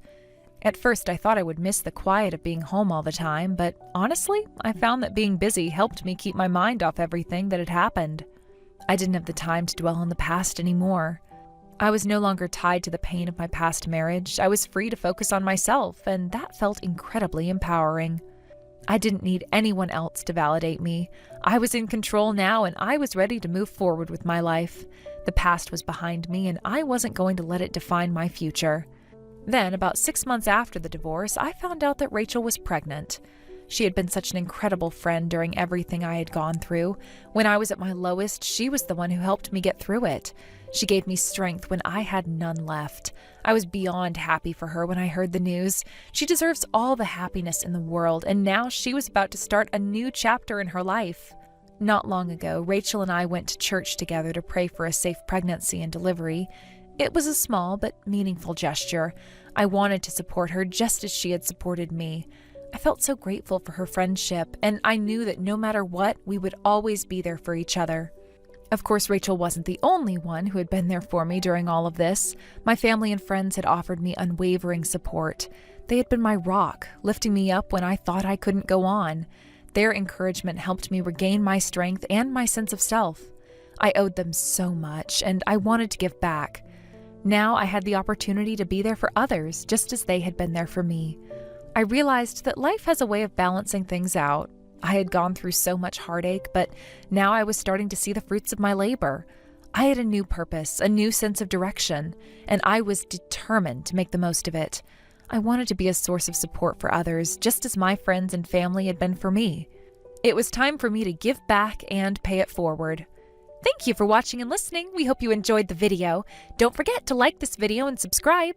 Also, feel free to leave a comment about what you thought of the story. We look forward to seeing you at the next story. Blake, do you have a moment? I need to ask you for a favor regarding Max. It's rare for you to contact me first. Did something happen? Well, it's not that rare when we're divorced, is it? It's expected, really. After all, we're not together anymore, so I can contact you directly if I need to. I'm not sure what you mean by rare, but I guess you're right in some sense. But anyway, that's not what this is about. It's about Max, actually. Something's come up with him, and I need your help. I suppose you're right about that. So what's going on with Max? Is something wrong? Is he okay? I hope everything's fine with him. If something's going on with Max, you know I want to help out in any way I can, even if we're not together anymore. After all, he's my son too, and I care about him. Actually, my mom's been feeling unwell. I'm planning to take care of her, but with Max around, things are a bit difficult. I was hoping you could watch him for a few days. Would that be all right? I know it's a bit of a big ask, and I totally get it if you're not up for it, but I don't have anyone else to turn to right now. She's my priority, but I don't want Max to feel neglected or like he's in the way while I'm trying to help my mom out. I just thought I'd ask you if you could keep him for a few days until things settle down a little. It's really just a temporary situation, nothing permanent. I promise. Could you help me out with this? Oh, I don't mind. Honestly, I'd be happy to spend time with Max if that's the case. It's been a while since I've had him around, so I'm definitely not against it. But are you sure you want to leave him with me? I mean, I understand you don't have many other options right now, but do you feel really comfortable with this? I don't want to step on any toes or make things complicated for you. I know things haven't exactly been smooth between us since the divorce, but if it means helping you out and spending time with Max, then I'm on board. Just want to make sure you're okay with it too. I'd rather not, to be honest. But I don't have anyone else to turn to, and I really don't have a choice this time. I wish things were different and I could find someone else to help me, but the truth is, I'm stuck. It's just a few days, though. It's not forever. I'm just really overwhelmed right now with everything, and I'm trying to do what's best for Max and my mom. I don't expect it to be easy for you either. I know things have been difficult, but I wouldn't ask if it weren't urgent. I just need a little help, Blake. There's no one else? Come on, didn't you have a boyfriend? Couldn't you ask him to take care of Max? I thought you were in a relationship now. Why not ask him to step in for a little while? I mean, I'm willing to help, but I'd think that if you had someone else around, it might be easier for you to rely on them. I just figured that would be an option. I don't want to make things harder for you, but I also want to make sure you're getting all the support you can right now. He's away on a business trip right now. Besides, when we divorced, I moved out. I don't have any close friends nearby anymore. And what's with you asking me that? Are you really reluctant to take care of your own son? I thought you'd be happy to spend time with him, Blake. You've always said you care about him, and now's your chance to show it. If you're still hesitating, I don't know what else to say. I know things are complicated, but right now I really don't have any other options. I am asking you for help, and that's all. I told you already I'd be happy to look after Max. We've been postponing visits for a while now, and the opportunity to spend time with him, no matter the reason, is something I'm grateful for. I'm not turning you down, and I'm not reluctant. But it's been a while since we've been living apart, and I guess I just want to make sure I'm ready. I want to make sure that I'm doing this right. If it's only for a few days, I'm fine with it. I just want to make sure I'm taking the right approach and that Max is comfortable. I don't want to make things harder on him, and I don't want him to feel like he's in a strange situation. Then there's no problem, is there? What's the hesitation? You've been fine with him before, right? Why not now? What's stopping you from just agreeing? I don't see the issue, honestly. If anything, I thought you'd be more eager to spend time with Max. It's not like you're being asked to raise him for the next few months. It's just a few days to help me out while I take care of things. So why the delay? You're planning to remarry your current boyfriend, right? You told me you didn't want me to be around while you're transitioning into that relationship. That's why I've been holding back. Given the circumstances, if you could rely on someone else, that would be better, don't you think? I've been trying to respect your space, but I've also been a little hurt by how things ended between us. I'm not saying that's why I'm hesitating, but it's definitely in the back of my mind. I just want to make sure that this doesn't cause any more problems than we already have. If there was anyone else, I wouldn't be asking you. Trust me, this is a last resort. Please understand that much. I'm just trying to get through this and do what's best for Max. I never wanted things to be this way, but I don't have any other options. I am hoping you understand. I know it's not easy, but I promise it's only temporary. I get it, but are you really okay with this? I said I'm fine with it, didn't I? Just don't say anything weird to Max while he's with you, all right? If you do, I won't let you get away with it. I know things are tough right now, but I don't want Max getting caught up in anything uncomfortable. He's already been through a lot with all the changes in our lives. You have custody of him, so I don't need to think about it anymore, do I? Well, that's good to hear. I'll bring him over tomorrow morning then. It's the weekend, so you're off work, right? Yeah, I'm off, so any time is fine. Just let me know what time, and I'll be ready. Also, is there anything I should know about taking care of Max? We've been living separately for about 2 years now, so it'd help if you could give me some pointers. I don't want to do anything that might throw him off or make things harder on him. Lately, he's been really picky with his food. Sometimes he refuses to eat and ends up throwing up, which has caused him to lose some weight. What? Is he okay? Max is still in preschool, right? He's still growing. His health is fine. Don't worry about that. All I need from you is to look after him for a few.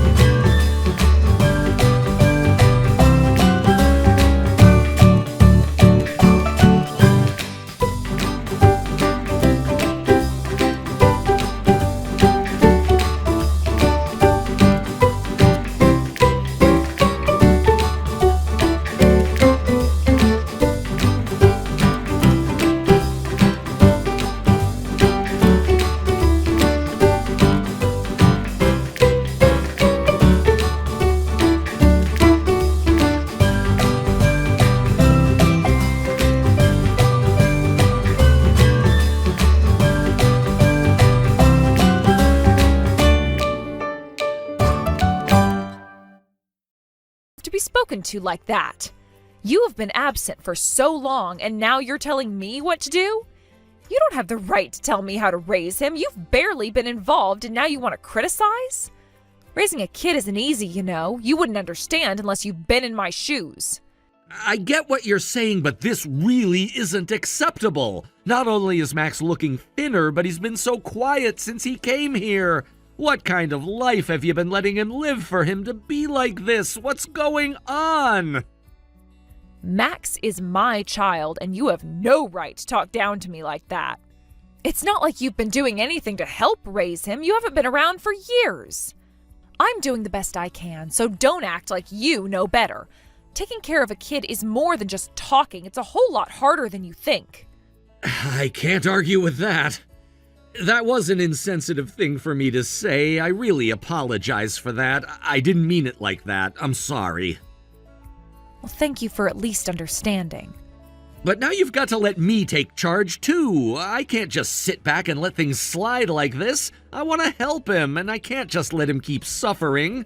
I'm going to take him to the hospital. I'll cover the costs, so don't worry about it. I already told you, don't take matters into your own hands like that. Who said you should take him to the hospital? Why are you trying to do everything yourself? I'll handle the cost, and if it's going to help, then I'm doing it. Is there a problem with that? Do you have a problem with me trying to help? Well, that just makes things more complicated. I'm already dealing with my mom's health, and it's overwhelming as it is. Please, I really don't need more things to handle right now. I will take him to the hospital once I've sorted everything out here. That should be enough.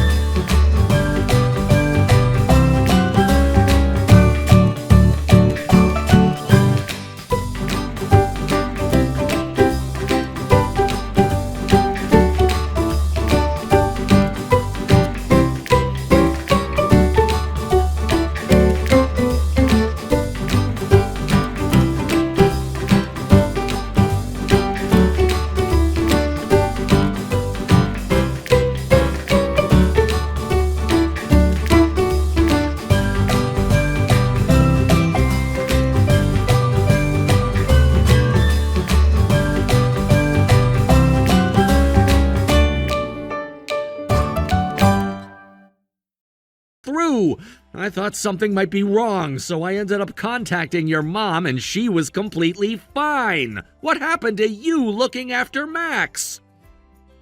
So my mom's going to see Max? That was your doing, wasn't it? Seriously, stop doing things like that. You're causing unnecessary trouble here. So what? Are you saying that if everything had been fine, Max wouldn't have ended up malnourished? But look at him now. The person who's really suffering here is Max. It's because Max hasn't been eating properly.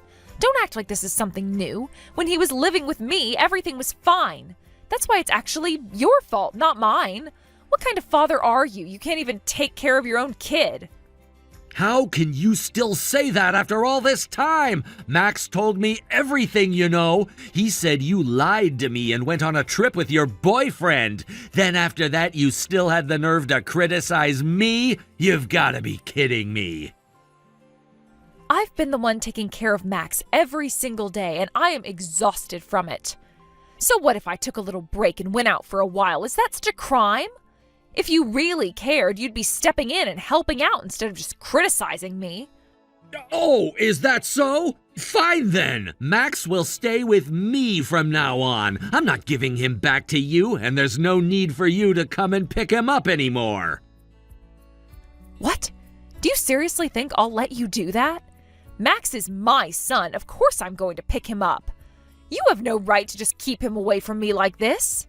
Anyone who can't take care of their own child should just step aside. I should have done this from the start. Yes, I lost custody because of my lack of experience in parenting, but with the way things are going, I can't trust you with Max anymore. I just can't. You really think you can just do whatever you want because you're his father? Let me remind you, that's illegal.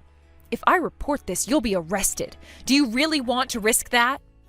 Is that really how far you're willing to go? If you pull something like that, it's gonna make things a lot harder for me. Right, exactly. And honestly, I don't care either way. But if you keep this up, you're asking for trouble.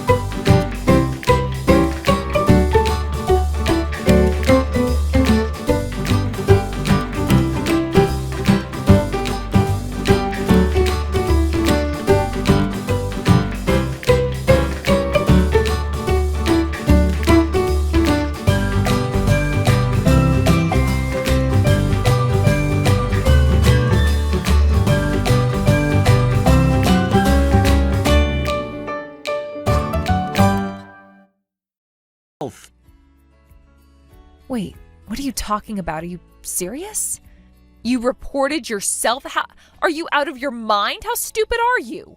You're the stupid one here. Why should I be the one to get arrested? If anyone's going to get arrested, it's you. We're the ones getting arrested. Stop with the jokes already. Why would we get arrested? You're doing this kind of thing to your own son, and you still don't realize what's wrong with it, do you? I'm glad I reported you. It was the right choice.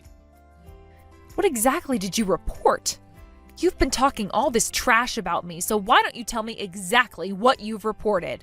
I've said this over and over, but in today's world, malnutrition is abnormal. Even the doctor was shocked. Just that alone shows you're not raising your son properly as a parent. So what? What's your point? That's the point! At this point, you've done enough for the authorities to arrest you. And on top of that, I've heard from Max. He told me that you told him not to say anything to me, didn't you? That's why he's been so quiet, right? So what if Max told you that? You're just believing everything the kid says? That's just some child's nonsense. You can't honestly be stupid enough to report something like that. If I'm wrong, then fine, I can accept it. But if you're gonna not believe Max now, then what's the point of being a parent in the first place? I'm not going to let you report me based on some emotional outburst. You'll regret this later. If you want to take it back, now's your chance. I don't want to regret this any more than I already do, which is why I reported you. Since the divorce and losing custody, this is the most regret I've ever felt. I don't want any more regrets after this. You're still holding on to that resentment about losing custody, aren't you? Is that why you're doing all of this?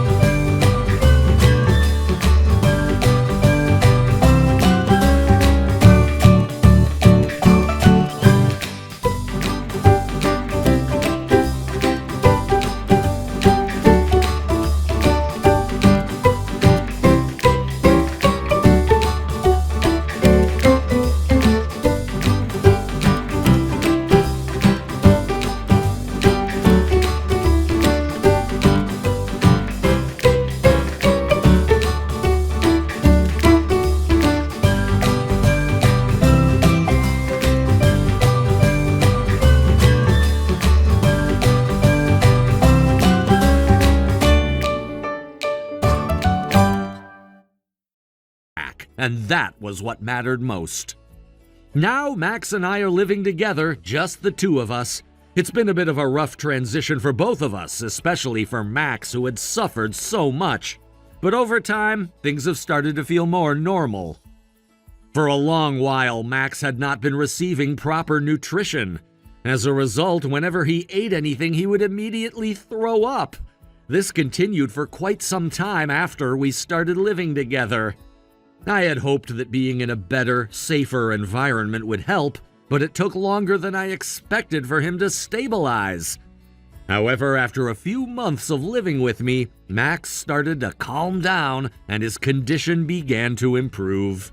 He stopped throwing up after meals, and although it wasn't an immediate change, I could see a steady recovery happening day by day. Now, things are starting to return to normal, or at least to the way they were before the divorce. Max is in much better spirits, and I can see his health improving as he adjusts to his new life with me. He's also attending preschool again and is adjusting well. It makes me happy to see him interacting with other kids, playing and learning, things that should have always been part of his childhood, but were delayed because of everything that happened before. The transition back into a routine has been good for him, and I hope it continues to improve his well-being. As Max grows older, I'm sure we'll face many more challenges. Parenting is never easy, especially when you're raising a child alone after everything that's happened. But despite the difficulties that may come our way, I'm determined to make the right choices for Max's future.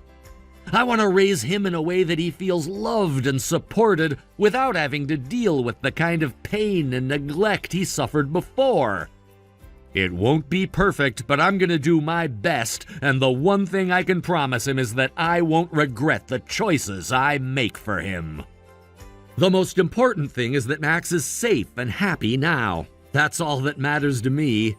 Whatever challenges come up, I'll face them head on, because I know that as long as I'm doing the right thing by him, everything will eventually work out. Thank you for watching and listening. We hope you enjoyed the video. Don't forget to like this video and subscribe. Also, feel free to leave a comment about what you thought of the story. We look forward to seeing you at the next story. Hey Harvey, sorry to bother you at work. I just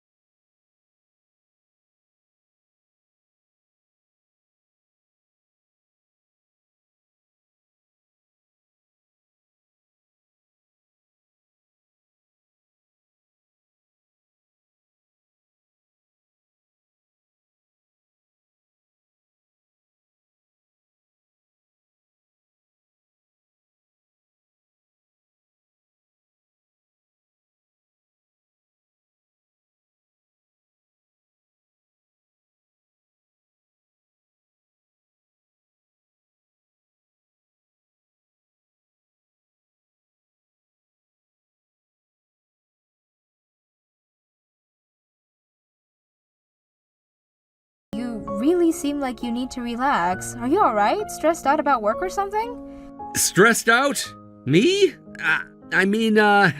Yeah, I am. I'm sorry for being so stressed out. You know me, huh? Always getting stressed out. Right, well, fortunately, you're spending the rest of the day at the spa, so you have plenty of time to get all that stress out of your system. Uh-oh, looks like it's my time to change the first diaper. Wish me luck!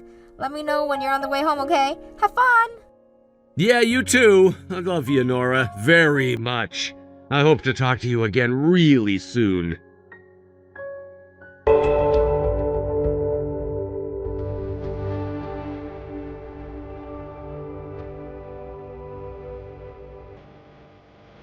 Hey, Nora?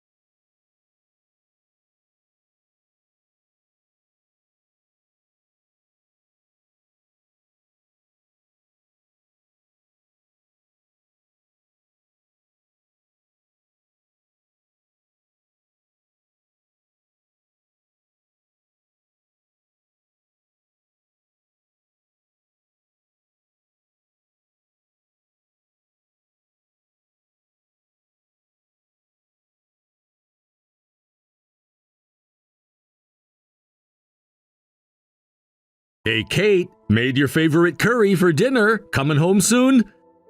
Still at work. Don't wait up. It's past 9. Everything okay? Yeah, just busy. New trainee needed help. You've been staying late a lot recently. Can't be helped. Short-staffed. The diner used to close at 8. Did they change the hours? Sometimes we have inventory and cleanup. I could pick you up. It's getting dark earlier now. No need. My coworker can drive me. Which coworker? I thought Mike moved to another branch.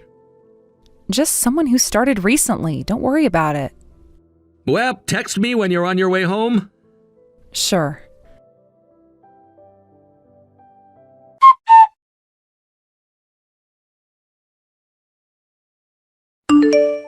Kate, it's almost midnight. Are you still at work? Sorry, just finished. I'll be home soon. Working at the diner this late? This seems excessive. Oh, I had the late shift today. I forgot to tell you. Really? But you're supposed to be on morning shift. The manager's being pretty harsh. We're short-staffed. It can't be helped.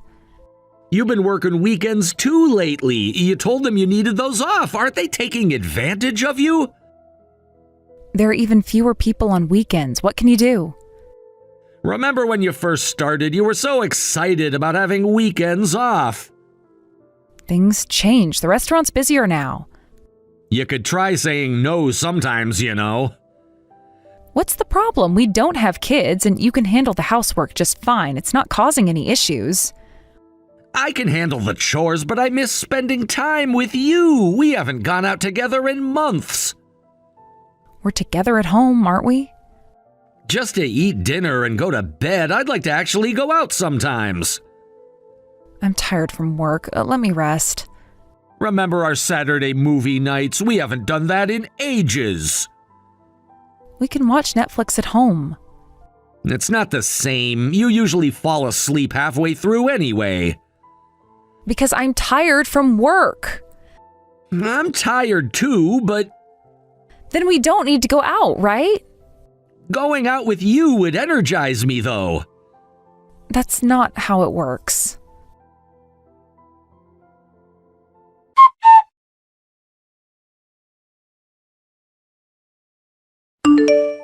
Found your old photo album while cleaning. Remember our honeymoon in Hawaii? Yeah, that was nice. We should plan another trip, maybe for our anniversary. Too expensive right now. I've been saving up, actually. Thought it might be nice to surprise you. Save it for something else. You've been cold lately. We used to go shopping together all the time. We're not newlyweds anymore. Things change. Still, you didn't need to go shopping alone. I saw you got a new handbag. Oh, you saw that? Found it when I was getting the fall clothes out. You snuck that purchase in, huh? Sorry, it was a bit expensive, so I kept it a secret. I'll go shopping with you next time. Forgive me? Feels like I'm being played somehow. Come on, I haven't bought anything in a while. That's not true, though. I saw the credit card statement. Are you checking up on me now? It's our joint account. I always check the statements. Well, I've been working hard at my part-time job. Right. About that, the overtime pay must be good. It helps. I'll head home now. Wait for me. Keep the food warm, okay?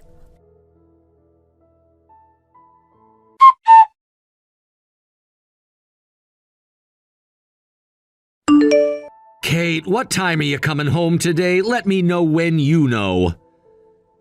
Probably evening. Aren't you at work right now? Just on break. I see. I'll make dinner then. Oh, and I finished the laundry and cleaning. Thanks. Found some receipts in your coat pocket while doing laundry. You went through my pockets? Just checking before washing. There was a restaurant receipt from that new place downtown. Oh, I had lunch there with coworkers. At those prices? Must have been some lunch. The manager's being generous lately. But the manager's being harsh, suddenly asking you to fill shifts. It's fine. The pay is better, and if you have complaints, why don't you earn more? I think I earn enough for us to live comfortably. But not enough to buy designer brands whenever I want. When did you start caring so much about designer brands? I've always liked nice things. You used to notice that about me. Yeah, but you were always reasonable about it. We'd save up together for special purchases. Maybe I'm tired of being reasonable all the time. Well, not multiple times a month, but I could for special occasions. I doubt it. Hey, I'll buy you something next month for our anniversary. Really? You don't have to force yourself. It's our 3rd anniversary. I want to celebrate properly. I was thinking of making restaurant reservations too. Just the gift is fine. Remember our 1st anniversary? You were so excited about that little Italian place. That was different. We're still newlyweds. Don't say that. Marriage isn't supposed to get worse with time. I'm really busy lately. I'd rather just relax. We could do both. Nice dinner and then relax at home. Maybe. Kate, did you go to the shopping district in the next town last Friday? Huh? Why? A colleague said they saw you there. What colleague? Are they spying on me now? Nobody's spying, they just happened to be there. What's this about? You think I'm going out without telling you? No, I'm just a bit worried. About what? That I have a life outside our marriage? That's not what I meant. If you check my messages, you'll see I was working that day. It was even a late shift. I couldn't have gone to the next town. You're right. Must have been my colleague's mistake. Maybe it was my doppelganger? I doubt that. And this colleague only met me at our wedding, right? You're going to trust someone who's only seen me once? Well, they have a really good memory. For someone they met 3 years ago at a wedding full of people? You're getting pretty defensive about this. Because you're acting suspicious over nothing. If you say you were at work, I believe you. Even so, it must be someone who looks like me. If you're worried, why don't you check with my workplace? If you're saying all this, I believe you. Good. So can you keep our anniversary free? Okay, but I'm working, so evening onwards works? Sure, I'm working too, so that's fine. By the way, next month is my birthday too. Yeah, I'll keep the day free too. Let's spend my birthday relaxing at home. Fine, but don't plan anything expensive. I just want to spend time together. You're being clingy lately. Wanting to spend time with my wife is clingy? You know what I mean. Actually, I don't. Help me understand. You're always checking where I am, what I'm doing. Because you're never home anymore. I'm working. Even on your days off? What are you implying? Nothing. Just miss my wife. I need some space sometimes. You have plenty of space during your overtime shifts. What's with the quotes? Nothing. Forget it.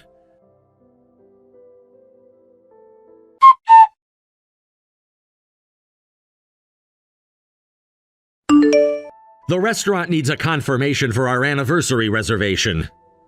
About that. Please, don't. Something came up at work. Again?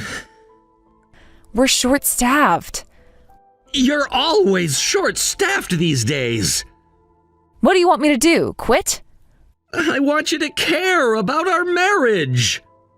I do care, but I have responsibilities. To everyone except me, apparently. That's not fair. Neither is canceling our anniversary plans. We can celebrate another day. Like my birthday? Yes, exactly.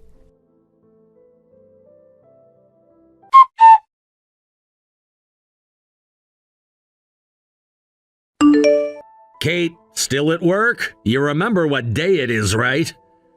It's your birthday. Sorry, but I have to work overtime today, so I'll be home late. I see. Got it. I'll finish moving out by then. Huh? Moving? Yeah, the divorce papers are on the table, so that's that. What? What's going on? Are you angry because I can't come home early on your birthday? No. You're not actually working at the diner anymore, are you? What are you talking about? I'm working right now. I went to your workplace today. They told me you quit a month ago. When I asked for details, it was actually a week ago, but you've been going to work since then. You've been lying. I'm sorry.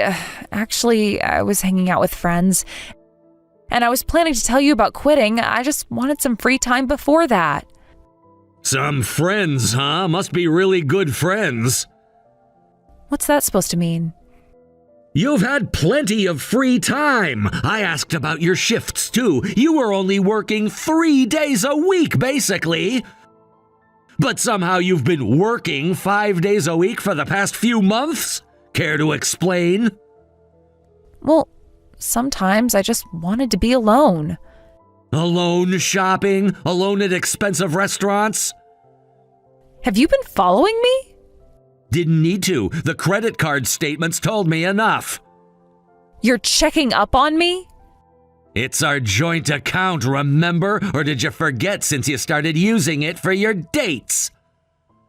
They weren't dates. I thought something was off. Your style got flashier and you got colder towards me. You even canceled our anniversary plans last minute. I was just a little late. But I had no choice but to cancel our restaurant reservation, remember? Well, yes. Funny how you were working late that night, but the diner said you'd already quit. I can explain. You're having an affair, aren't you? I'm not. Have you been suspecting me this whole time? Your colleague just made a mistake. Actually, I hadn't mentioned this, but my colleague took photos and videos. Oh. Nothing to say now? Those could be anyone.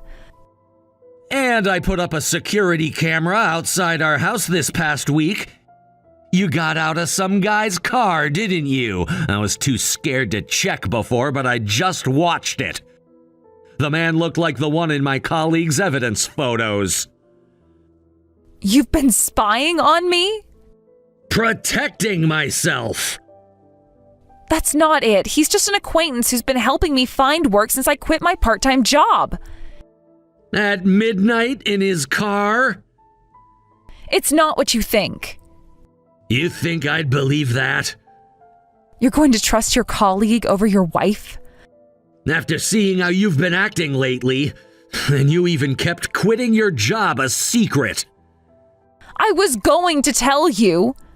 When? After spending another month working late? You're making assumptions. Am I? Then explain the hotel receipts. What receipts? The ones you forgot to delete from your email. Our shared tablet synced them. I... Still want to deny it? I'm not having an affair. Stop these accusations. If you want a divorce, I'll sign the papers. But I won't pay any compensation. You're being ridiculous, making a fuss about an affair. Fine, then sign it and put it in the envelope next to it. It's addressed to my parents' house. Well, I'll still get my share of our assets. It's laughable that you want a divorce just because I met someone. Maybe you should get your head checked at a hospital.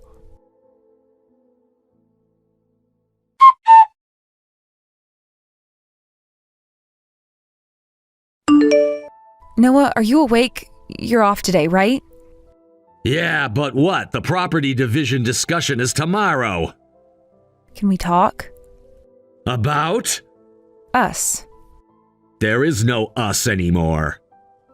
I'm so sorry. I was wrong. I'm truly sorry. Are you apologizing because I found out about the affair? Well... Funny how you denied it so strongly before, so you were having an affair after all. I didn't think you'd find out. Well, I thought even if you had photos of the affair partner, you wouldn't know who he was. What do you mean? The license plate was visible on the security camera. Plus, you kept meeting your affair partner even after we started divorce talks. I really thought you were stupid. You can still be sued for affair compensation even after divorce. You wouldn't. Why wouldn't I? Hey, Noah, I want to start over with you. I finally realized how shallow I was, and I realized how much you treasured me. It's too late. We're already divorced. We could remarry. After what you did? I want to try again. That's impossible. But I'm surprised. The area manager from your former workplace was your affair partner? Good for you finding such a good catch. I heard he's even getting promoted to department head this year. Nothing good about it.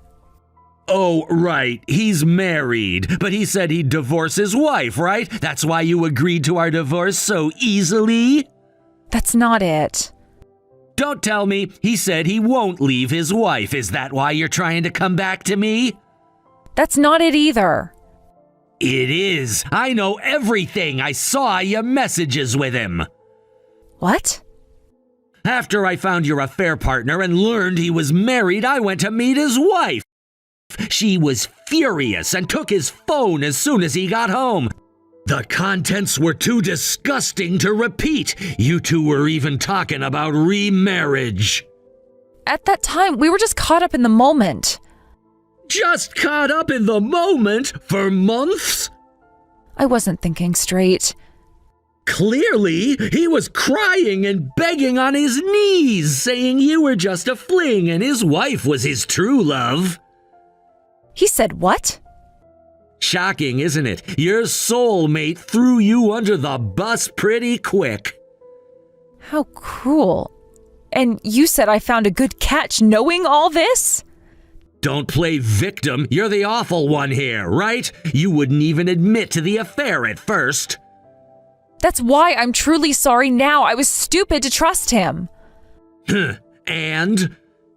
I've learned my lesson. I know what I lost. You mean what you threw away? Yes. That's why I want to change and support you now.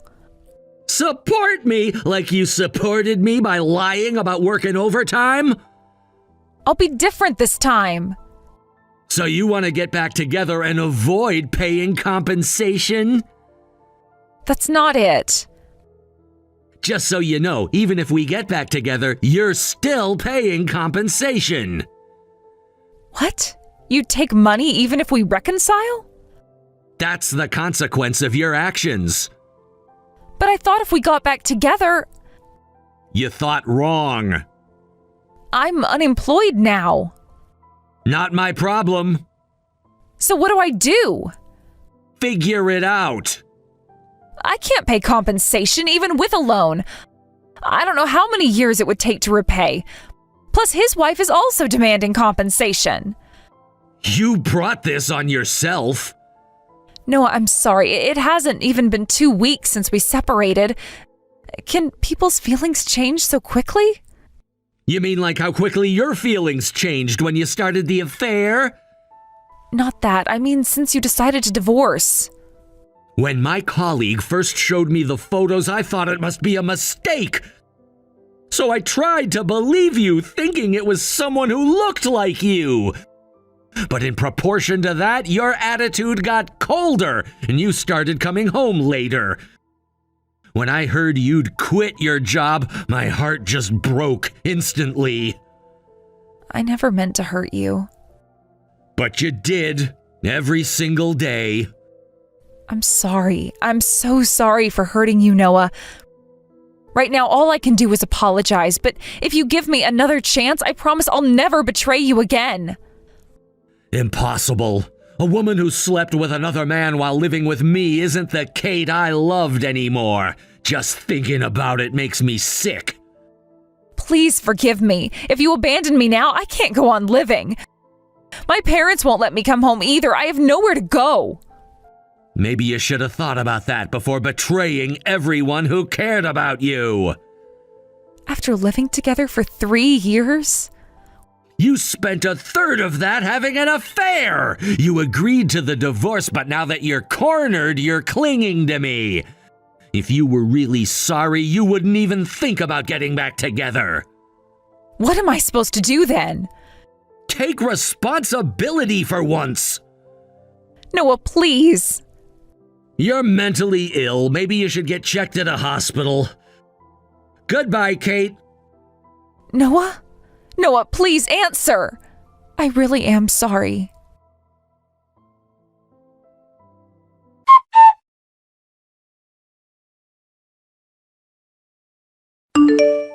Afterward, we discussed property division and compensation. Since her compensation to me was deducted from the property division, my ex-wife received nothing. Furthermore, since the property division wasn't enough to cover the remaining compensation, she had to take out a loan for the rest. Of course, since my unemployed ex-wife couldn't pay, her parents covered it. Including the compensation to the affair partner's wife, her parents paid about $30,000. My ex-wife now works at a workplace connected to her parents' acquaintance to repay the debt. She'll be paying over $600 monthly toward the debt, so she'll be working hard for several years. Since she's not allowed to live at her parents' house, considering living expenses, it will be a very tough life. But this is all the result of her own actions. I've blocked her contact information, so there's no direct communication anymore. But occasionally letters expressing her regret arrive through the lawyer. I'm tired of it, so I ask to have those letters returned. I pray I never see her again. Since then, I've moved to a new place and returned to single life after 3 years. The shock of being betrayed by my wife was huge, and I was down for a while. But, supported by friends and family, I've recently found the energy to enjoy my hobbies again. Where there's bad, there's good. Believing this, I intend to try my best again. And I want to show my gratitude and return the kindness to those who supported me. Hey, did you call the movers yet? Were you able to get a reservation? Oh, are you on break right now? Yeah, I just got the finishing touches on my current project done, so I thought I'd take a breather before I start the next one. So what's the word? Yeah, I booked them for next weekend. Awesome. I was worried. Lately it seems like everyone is moving. The other movers we talked to were booked a month out. I told you I'd get it done, didn't I? But yeah, this is pretty exciting. We're finally gonna move into our new house. Right? We should consider ourselves lucky. Most people our age can't afford to build a new house. Everything's more expensive and no one wants to work construction jobs. Thank goodness you had all that money saved up from before we got married. If not for that, we would have been stuck with a $1,000 a month mortgage payment for the next 30 years. But we're now homeowners and loan-free. Thanks a bunch for doing that for me, Rhonda. Well, what else was I gonna spend it on? I can only buy so many shoes. Plus, like you said, we're now loan and rent-free. That's gonna be a big boon to our finances. We'll be able to save a lot more now. We'll make that money back in no time. Hey, so I was wondering, you have the day off today, right? Actually, I thought I saw you didn't have any shifts for the next few days. Would you mind using that free time to do some unpacking?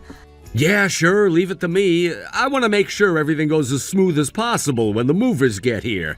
Plus, my mom was kind enough to offer to come by and help us out. I want to leave as little work as possible for her to have to do.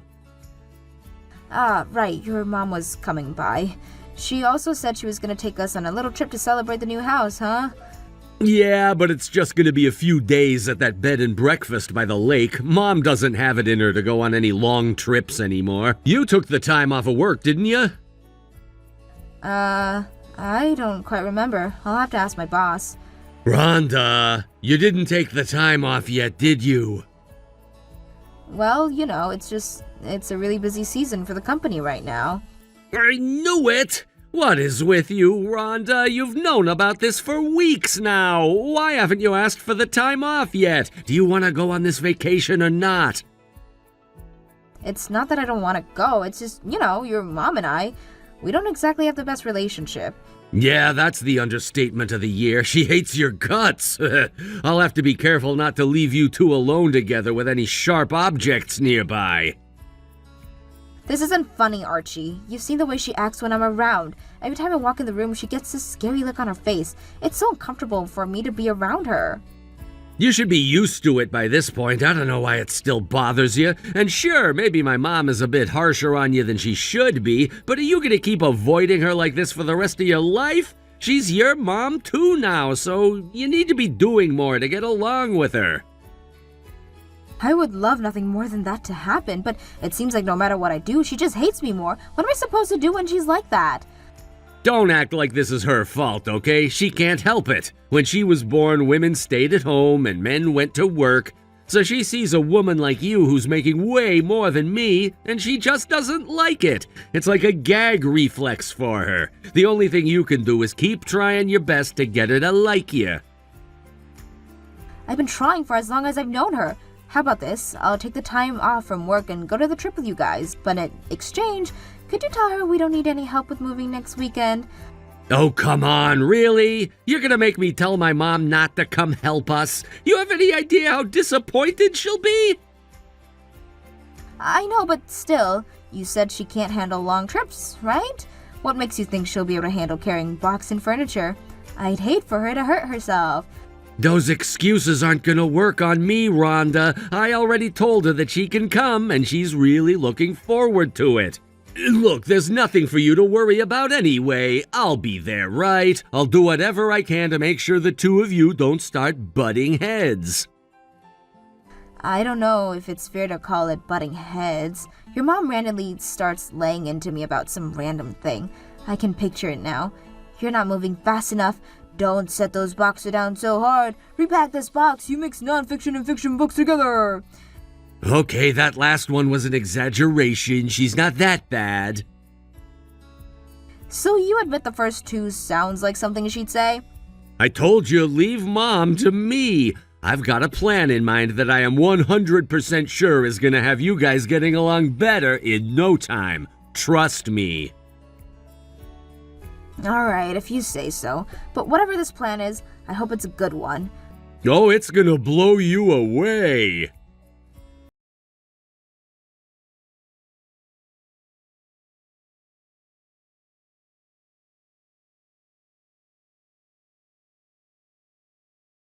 What the hell, Rhonda? Where are you going? We were in the middle of a conversation and you just got up from the table and walked out the door. How do you think that made my mom feel?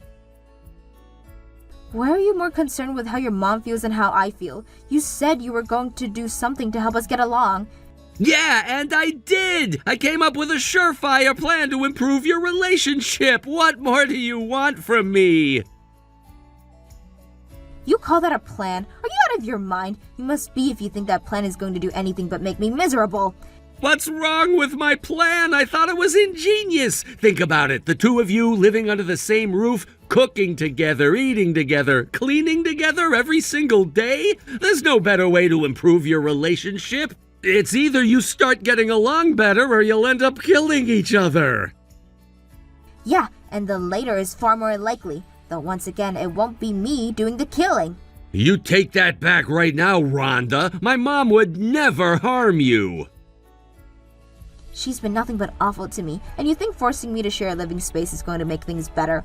No way, it's going to keep getting worse. How can you know that without even giving it a try? I'm not the only one who has to answer for anything, Archie. Let me ask you a question. I have not heard anything about this until today. Actually, it seems like I'm the only one who was out of the loop, seeing as though your mom was packing all of her stuff in the moving truck too. That means you and your mom planned this whole thing behind my back. Why did you make a major decision like me without asking me? I wanted it to be a surprise. I thought you'd be happy. You have to be kidding me. You thought I would be happy to live with a woman who has never wasted an opportunity to insult me? My mom seemed to be happy about the idea. We've been talking about it for a few months now. A few months? These conversations have been going on behind my back for months? This is unreal. I can't believe you would do this to me. I can't believe you would be so against the idea. Really, Archie? This is the woman who asks me when I'm quitting my job every time I see her. She acts like it's a sin for a woman to ever set foot out of the house. There's no way I'm ever gonna live with her. Not a chance. I refuse. I think it's time someone finally told you this to your face. My mom does have a point, you know. Oh my god. What point does she have? Let's hear it, Archie. You're my wife, but you barely ever do any of the housework. I'm the one who always has to clean up after your messes all the time. What? Okay, first of all, no, you are absolutely not the person who cleans up around this house. When's the last time you ever did the dishes? I'm pretty sure I did them last week. Okay, well, that's a long shot from always, isn't it? Second, there's a perfectly good reason that you should do more of the housework than me. You only work 3 or 4 days a week. Have you forgotten that I'm the breadwinner of this family? I bring 80% of our combined income. Oh boy, here it comes again. Go ahead, Rhonda, let me hear it. Tell me all about what a miserable failure of a husband I am and what a hard-working woman you are. Boy, I just love it when you brag to me about how much money you make. That's not what I'm doing, and you know it. I'm just saying I work a 9 to 5, 5 days a week. You work a few hours a day, 3 or 4 days a week. Logistically speaking, you're at home an awful lot more than I am, so it would only make sense that you do more of the housework than me. What else are you doing with all of your free time? Stop changing the subject. This conversation isn't about my free time. It's about you being terribly rude to my mom today. Now, you need to get back here and apologize to her. Then you can help her move her stuff into her room. She's tired and wants to lie down. I will not apologize. I will not help her move into her room, and I will not allow her to live in my house. This is not up for negotiation. That's my line. My mom is living with us, and that's final. Don't like it? Then get out. You cannot be serious right now. I'm dead serious, Rhonda. I'm putting my foot down. I am not going to share my home or my life with a woman who disrespects my mom like you. You can stay at a hotel tonight. Do whatever you need to do to cool off. As for us, we're going on vacation tomorrow as scheduled. Make your decision before we get back. And what decision would that have been, Archie? Be specific. What ultimatum are you making here? I think you know what I mean. I don't have to explain anything to you. So think long and hard about your future this weekend.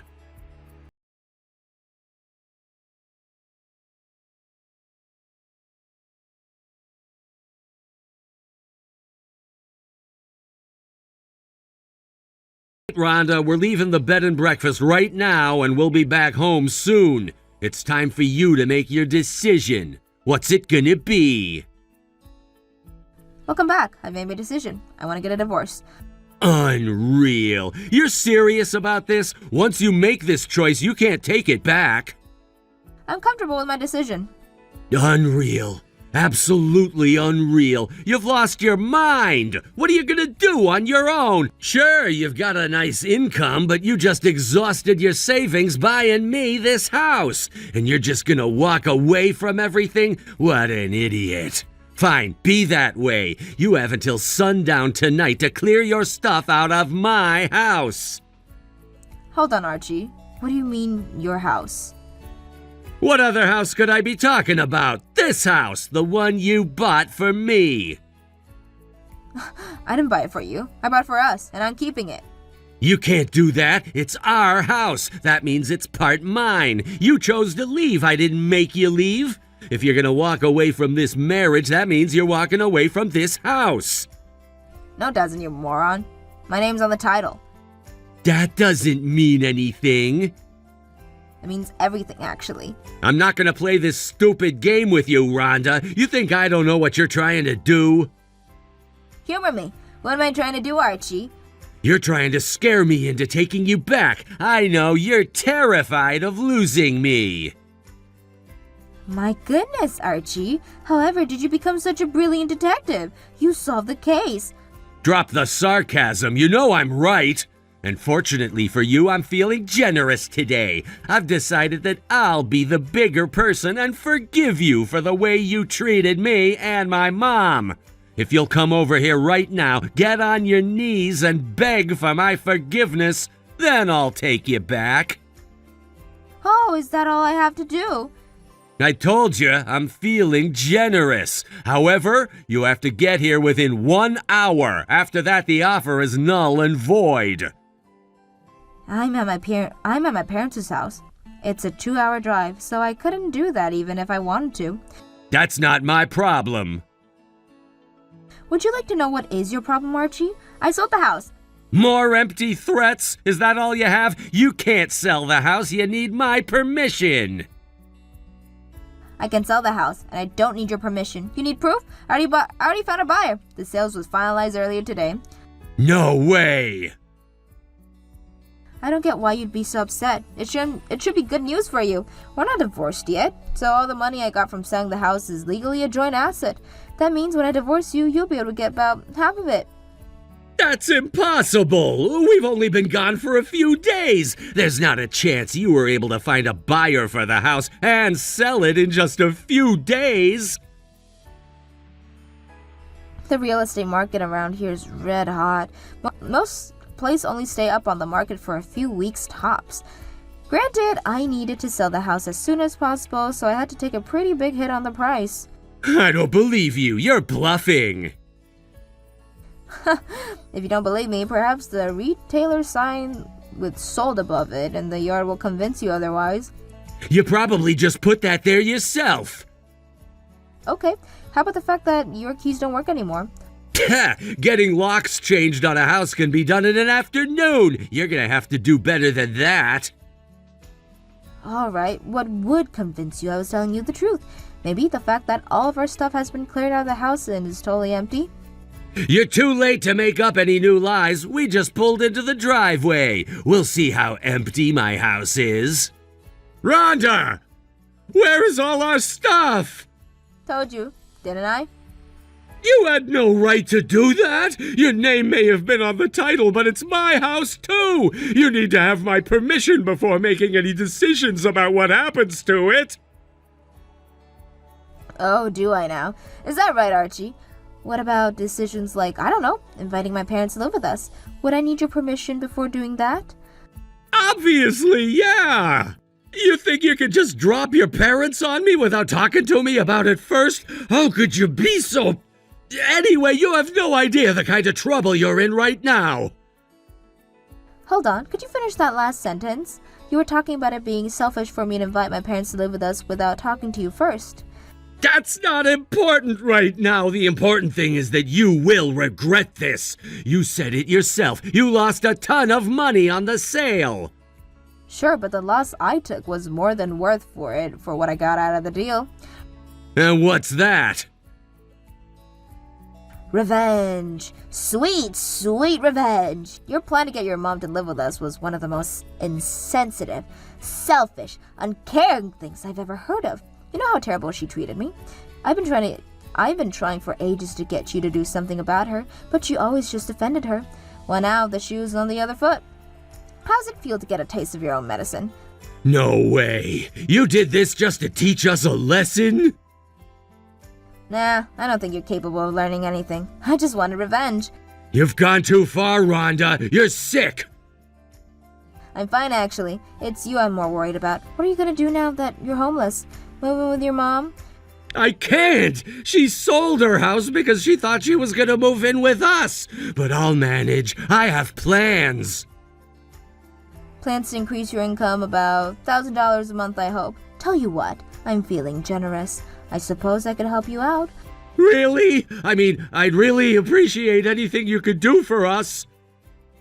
I'll give you half of the money I got from selling the house. Whoa, really? Sure, on one condition, however. Oh no. I don't like where this is going. If you come over to my parents' house right now, get on your knees and beg for my forgiveness. Then the money's all yours. Oh, and don't forget, you have to get here within an hour.